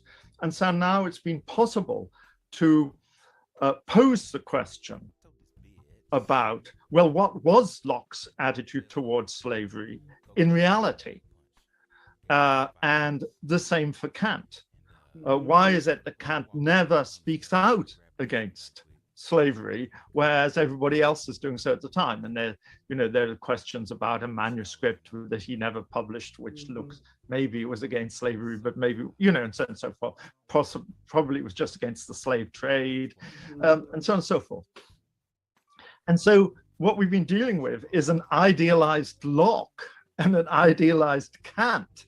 And whenever you find any rough edges, we're told they're children of their time. And so this is why a lot of us have had to get our hands dirty by sort of really getting into the history, because you still have philosophers who are trading under the name Kant. They say, well, I'm a Kantian. Well, that's a bit like saying, well, my philosophy, I'm a white guy. So I'm going to do white guy philosophy. And you can't trade under these names without acknowledging a certain complicity about what you're doing. And so there is movement. And obviously one of the great areas which I hope is going to happen soon is, people like Cugoano are going to become very much part of the canon. That's a brilliant text, which is innovative philosophically. It's genuinely philosophically interesting what he says about responsibility. He may be one of the first people in the world to use responsibility as a noun in English, and not many people know that. So, I mean, we are making inroads, but it's terribly slow. And in that respect, philosophers are jealous of people like you, Jennifer, and sort of the other humanities, where in some cases these battles were fought years ago, and people wonder, are people still talking about that? Do people still have to make a case for that? And the answer is, in philosophy, yes, you do. Well, but I would say that, so I would say that there's no question that in history there's been really a Let me make a point. And this is something Kelvin said. Kelvin is famous for saying things, from the mouths of babes. And I mean babies, like young folks. I don't mean it the way you'll probably take it, Kelvin. So just bear that in mind. Look, Mills and the other three, your JD Vances, your Ron, what's his name? Ron DeSantis's. These are all people who are familiar with someone like a Charles Mills, or could possibly be familiar. These guys want to act like they don't have Ivy League educations, but they do. Okay. And for those of you who think, well, these guys aren't talking about anything that, the rubber never meets the road. Well, politics is where this political philosophy of which they speak, that's where the rubber meets the road. Okay. Do not think for a minute that Ron DeSantis or someone of that ilk couldn't follow the conversation. The problem is you either kind of buy into what these people are talking about, or you reject it outright.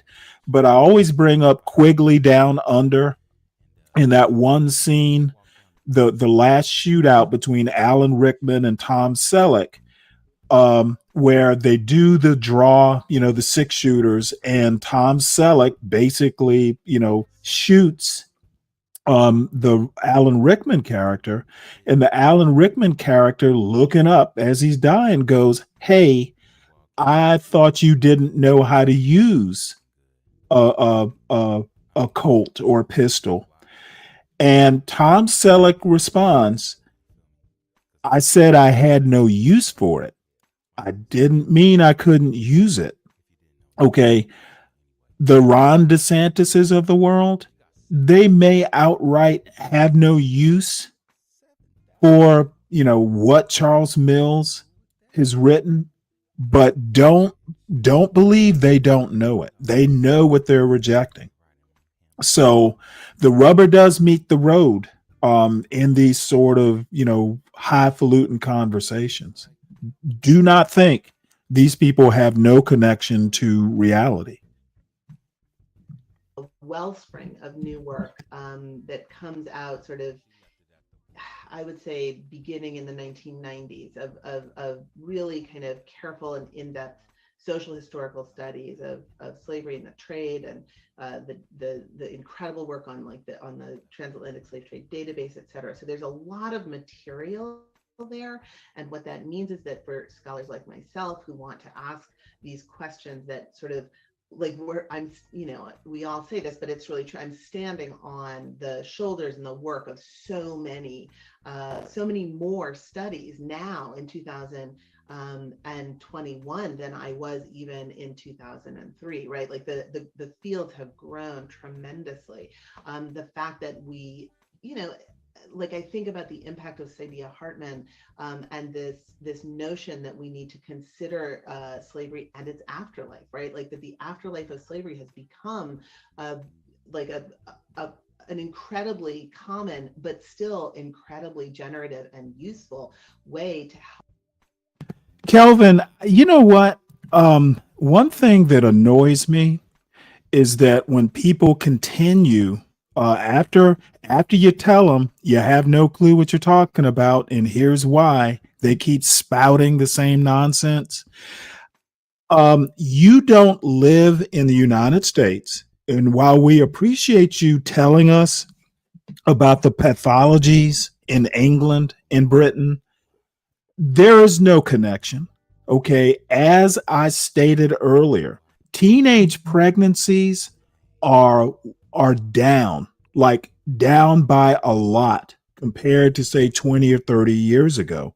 I don't know what the numbers are in England, and quite frankly, don't care, as they do not impact my day to day. Okay. There have been 12-year-olds who were pregnant ever since jolly old England, where I'm sure many of your queens of the past were probably 12 or teenagers when they got pregnant. Nobody really gives a shit. Okay. Spouting out random factoids does not make any point other than, random facts. Teenage pregnancy is dramatically down in the United States. Unemployment is not at a historic high in the United States. As a matter of fact, it has been historic lows. Okay. Do not connect what's going on in Britain and or England to what is going on in the United States. We are not Britain Jr. We are a totally different society, if you will, connected, but your statistics are not our statistics. Stop pretending that they are. Kelvin, you should do more listening than talking about shit you don't know. You have no clue.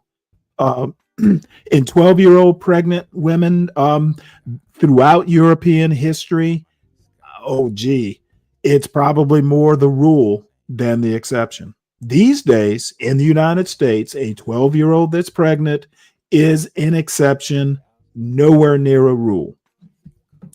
So enough of me ranting. Help us think about this long history of this long entangled history of race and subjugation. Look them up. I don't give a fuck about the stats. I literally know that they are. Why would stats matter to someone if you don't know what the hell's going on in the States? What would stats? How would stats help you? The stats you'd have to compare to other stats, and you don't know what's going on. me shoving a bunch of numbers at you, that's not gonna help you women any. who have no names could be thought of as philosophers or as political theorists or as people who are developing an analytic about power and race and gender and sexuality as early as 1654 or earlier, right? So that feels like there's ground beneath our feet right now that certainly wasn't there a decade or two ago.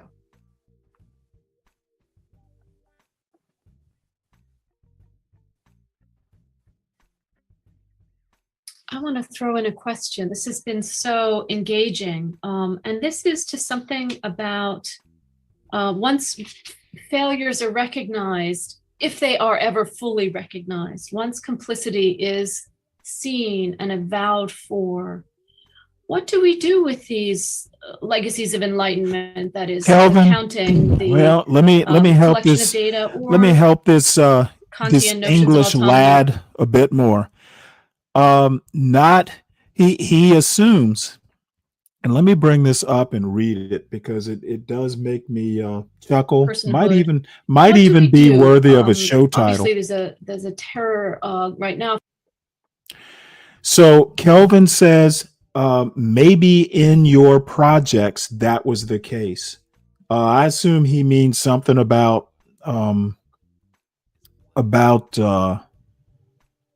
teenage pregnancies. How the fuck would I know what's going on in the ghetto? I've never lived there and don't frequent. Why are you talking about shit you don't know? And Randy uncles, we don't use the word Randy in the United States much. So just using Randy, talking about Randy uncles and such, we get it. We get it. You were just spouting out random nonsense. We get it. Randy. From the right in terms of cancel culture, and nobody here is talking about that. But what's the argument against cancel culture?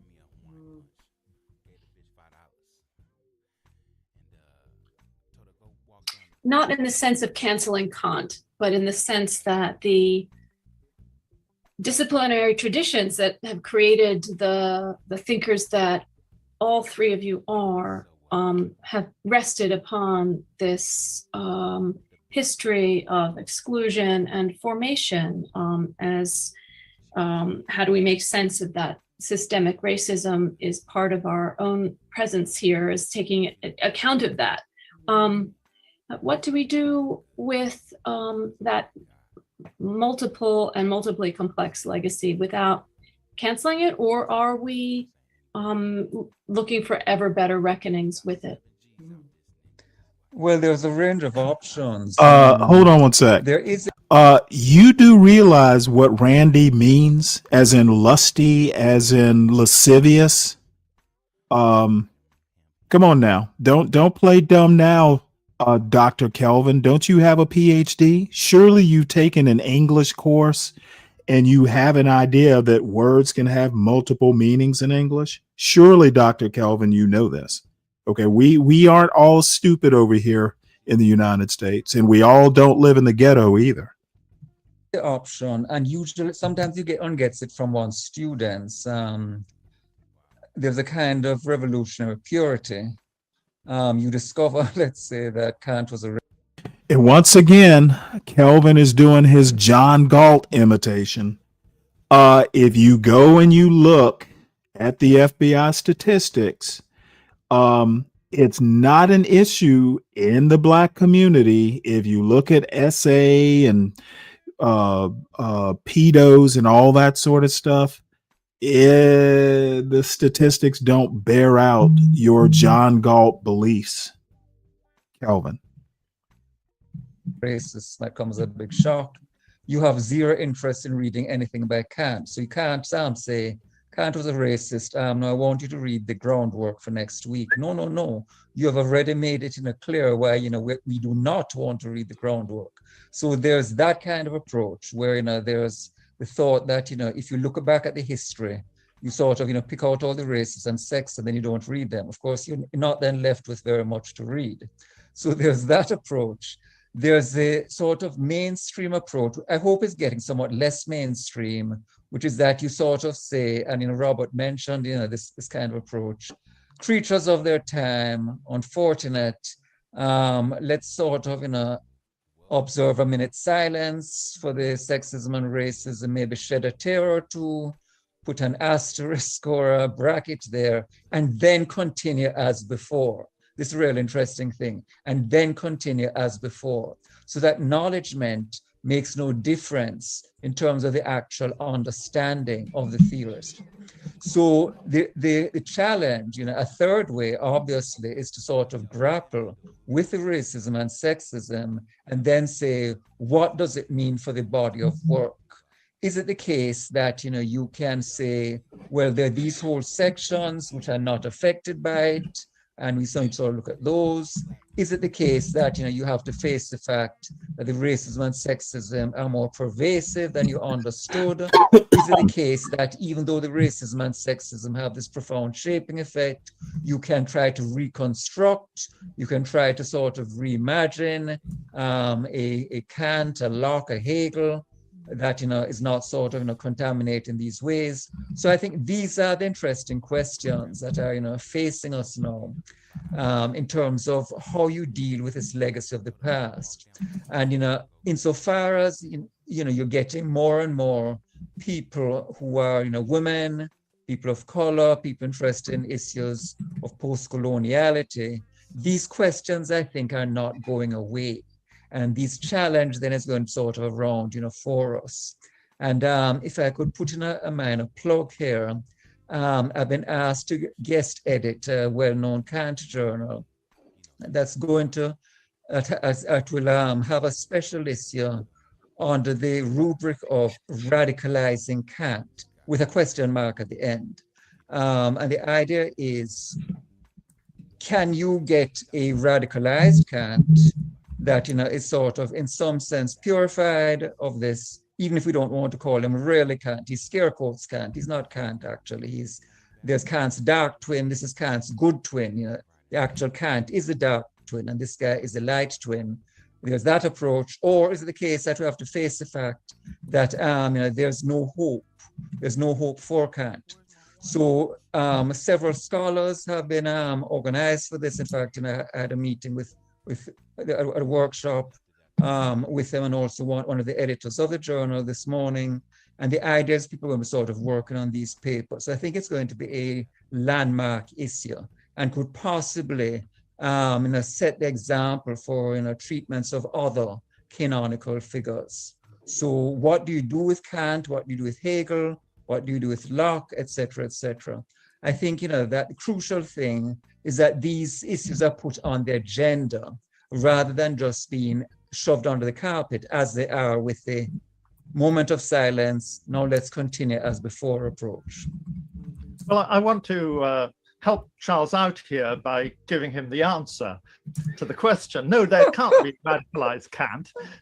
This is, you've been trying to sell us on this for years, and I still don't understand what the point of it is. But that doesn't mean not studying Kant. What is really interesting is how can someone be so racist, so sexist, anti-Semitic too, and still claim to be a cosmopolitan?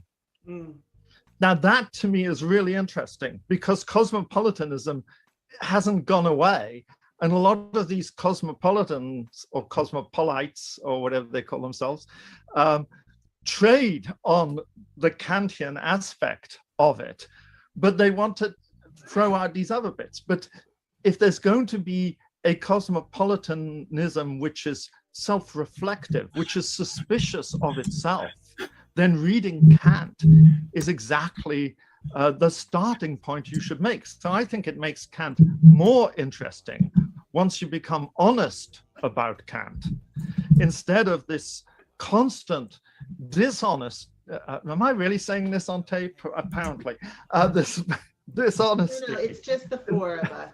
Okay, that's fortunate indeed. I may not be able to show up at the American Philosophical Association again.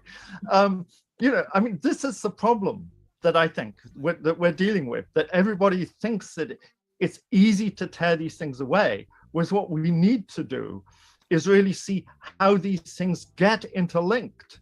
And that is, again, thinking in terms of the system, the framework. And that's, again, what really understanding what is going on with the Enlightenment. Why is it that the Enlightenment, speaking in terms of universal free reason, is the location for this racist thinking, that it invents a racist thinking? These things have to be seen as dialectically connected. And until we get to that point, we're just playing little games. Well, Jennifer, yeah. So for historians, right, for colonial American historians, right, Edmund Morgan in American Slavery, American Freedom asks the question, like, why is it that the origin of the most astute American political philosophy about liberty comes from Virginia, where every one of those men are slaveholders, or at least the vast majority of them. And so this is a really old question. It feels related to this conversation that the two of you just had about Kant, which is, so as a historian, I think what Charles, your third option here is to say, okay, so if we fully understand the impact of slavery on, let's just say North America, right, and on both the economic and political phenomena that emerge in the 18th century, and we then say we dive into that moment, say, okay, so then what does that mean about our foundational documents, our foundational commitments? Is this an example of what you called, I'm not fluent with this sort of ideal theory, right? Ideal theory. Exactly. Is that what this is an example of? Or is it an example of just like incredibly hypocritical self-aggrandizing and I think that question continues, even though it was posed so many years ago. I think that continues to drive some of the new work on that's really trying to give voice and to give comprehension to the violence out of which enslaved people emerge, like literally to grapple, as Jessica Johnson asks us to do, to grapple with the hold. What does it mean to think about the emerging from the hold of the slave ship? What does it mean to think about the Middle Passage as both a process by which something is profoundly left behind and where something profoundly new is encountered on the other side? And I think that is a way of digging deeper, like underneath that layer of, okay, so how do we reconcile the racist, sexist Kant with cosmopolitanism? Is it a problem with cosmopolitanism, or is it a problem with Kant? Is it a problem with the people who read Kant? What creates the world in which a person can be a Christian and a fighter for freedom and a slave owner, right? And the father of some of his property, right? Like all of those things together. And I think that what I encounter in the classroom is students who want to just simplify the evil of the person who is the slave owner or the slave trader, and to see that as this like enormous gap, right? That kind of behavior is so rooted in a past that we couldn't possibly revisit, right? And it absolves the student who says, well, we would never do that. We would never pretend that you could own other people. And in fact, we do that all the time.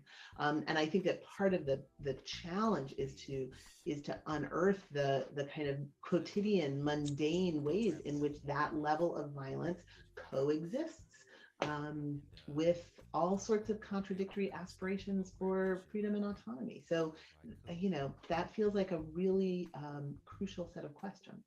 But I think it's the limitations of analytical thought that it sees these things as it's either the contradictions, one of them is extraneous, or one's a hypocrite.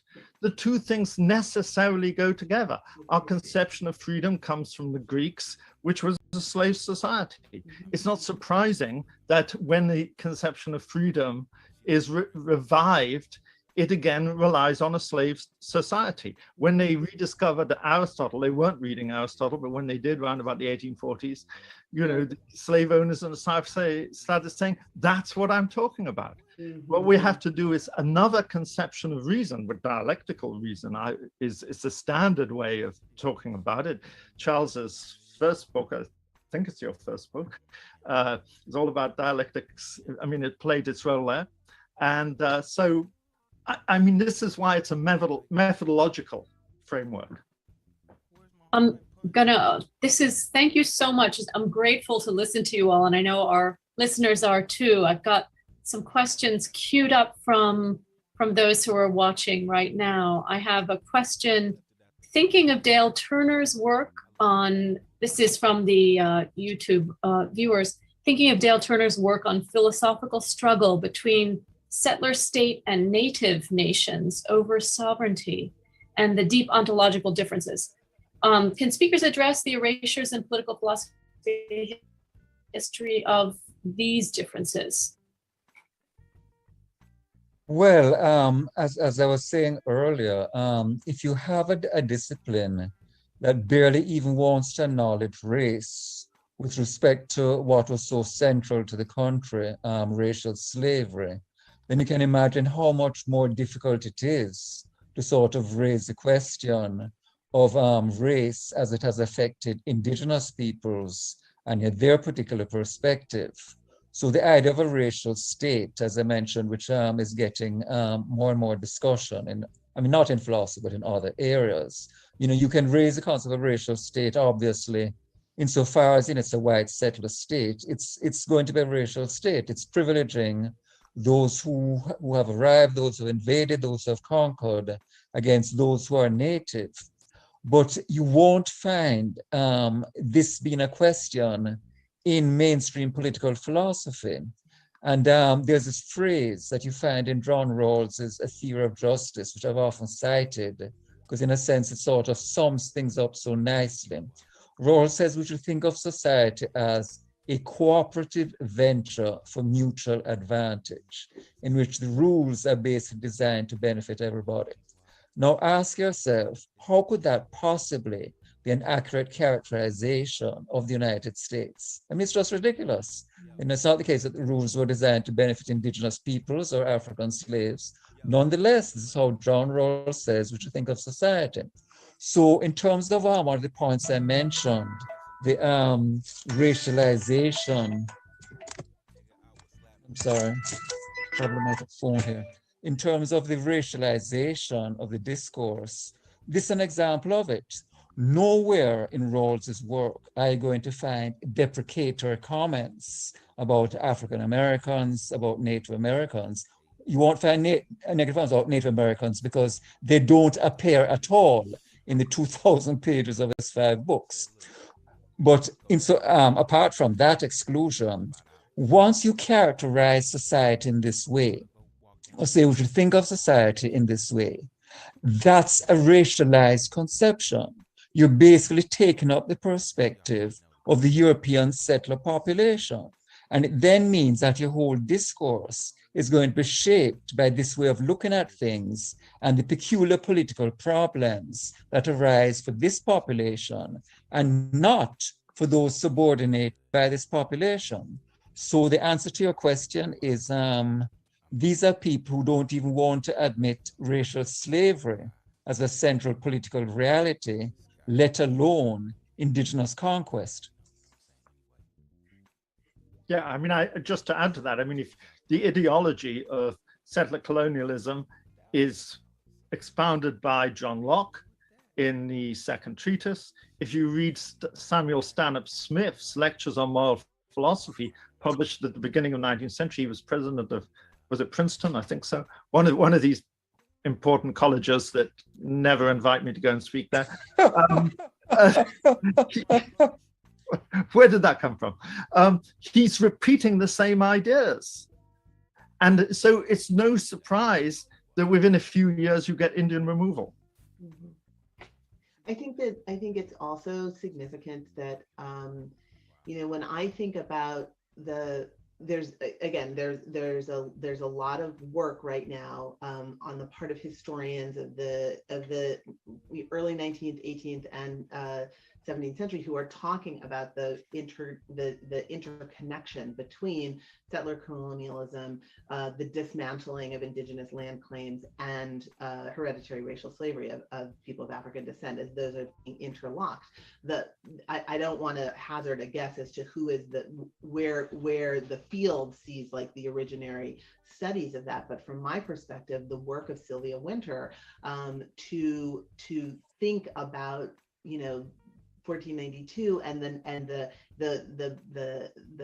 the pre-Enlightenment presumptions about the legitimacy to land claims and the legitimacy to extrapolate wealth from the Americas, that these things have always been interconnected. So it's what's interesting to me now is that historians, I think, are revisiting that landscape a lot to talk about the connection between sovereignty and the erasure of sovereignty alongside of the racial state.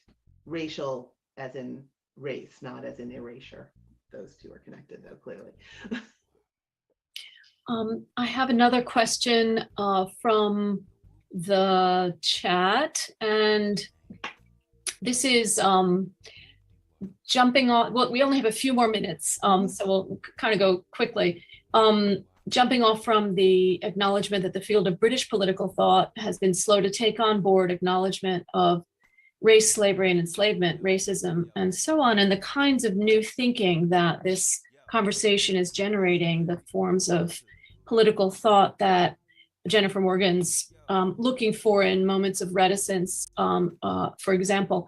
What possible futures can we imagine for the study that you're imagining? And I'm going to pin on another question to that, which is what advice for graduate students who are in a disenfranchised and more vulnerable position in the structural hierarchies of the academy for pushing this forward and building the future that is more inclusive in the so many ways that this panel has wanted it to be. I think the last question, I'm sorry, Robert. I'd like one of you two to start us off, since the question is originally about the field of political thought.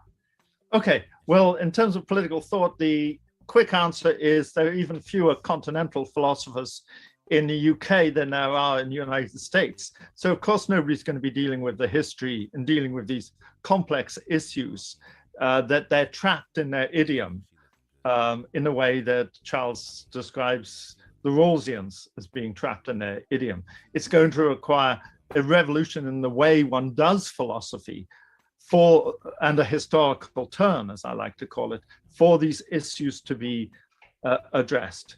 And yes, I think it's really difficult for graduate students right now, but if you just have to look and see how many jobs there were in critical philosophy of race this past year, you can see that there is an anxiety in philosophy departments that they know they need to address these questions if they're going to have any undergraduate students at all.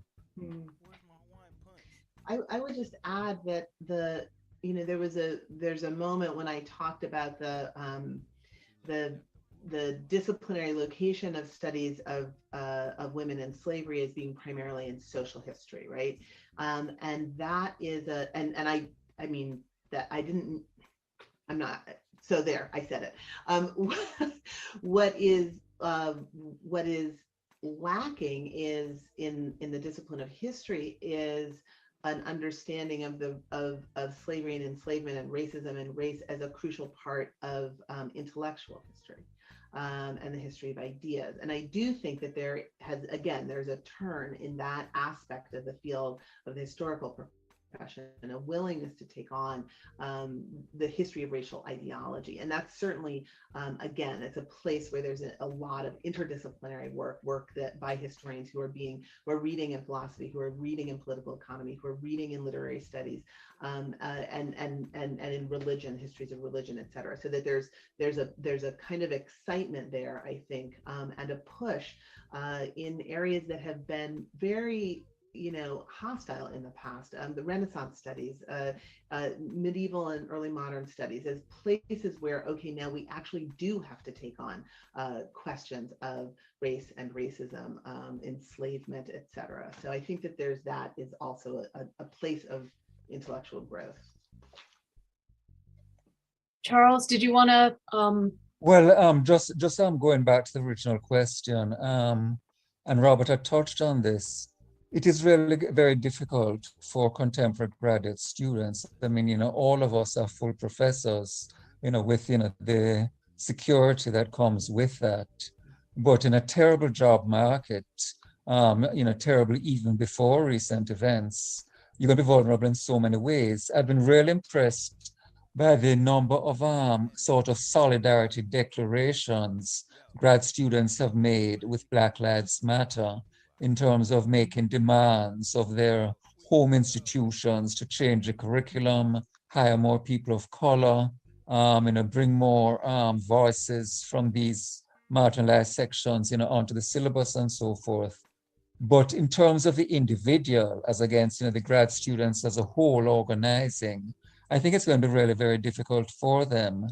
And, the burden should really be carried by senior people like ourselves. And, we have to hope that we make sufficient of a difference at our level, that it creates an opening for them, those who are doing non-standard stuff. And Robert's point is key.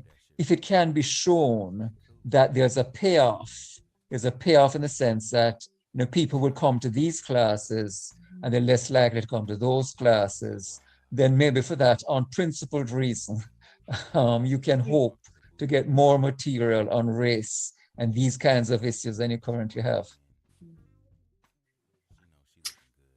Thank you so much.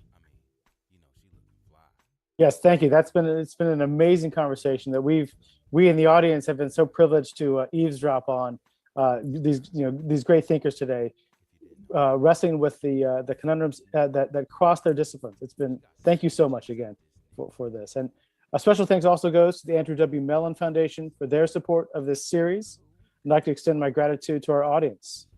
Should you be in a position to contribute to programs like this one, we at the Folger Shakespeare Library would be grateful. Our institution was founded on philanthropy, and your support will help us continue funding programs for so many different audiences. These include K-12 educators and their students who are served by the Folger Education Division, those who attend the award-winning productions of the Folger Theater, and the scholars we host at the Folger Institute through fellowships and programming like this one. Again, thank you all, and we invite you to revisit this and previous sessions in the Critical Race Conversations series on the Folger YouTube channel website. Please stay safe and stay.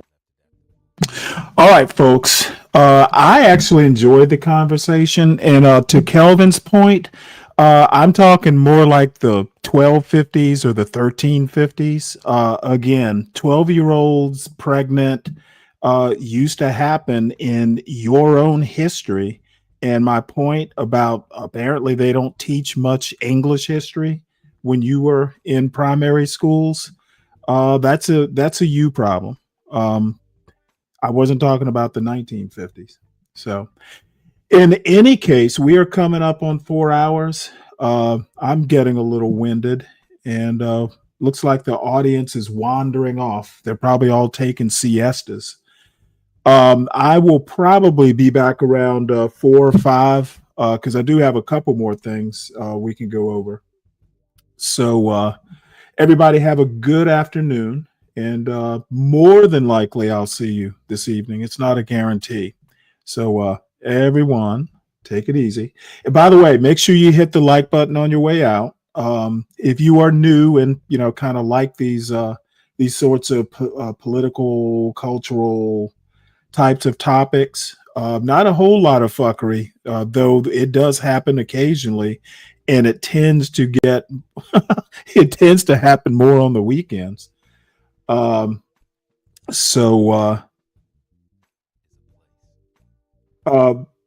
will probably see you all back here. We'll reconvene around 4 or 5 Eastern time. Take it easy.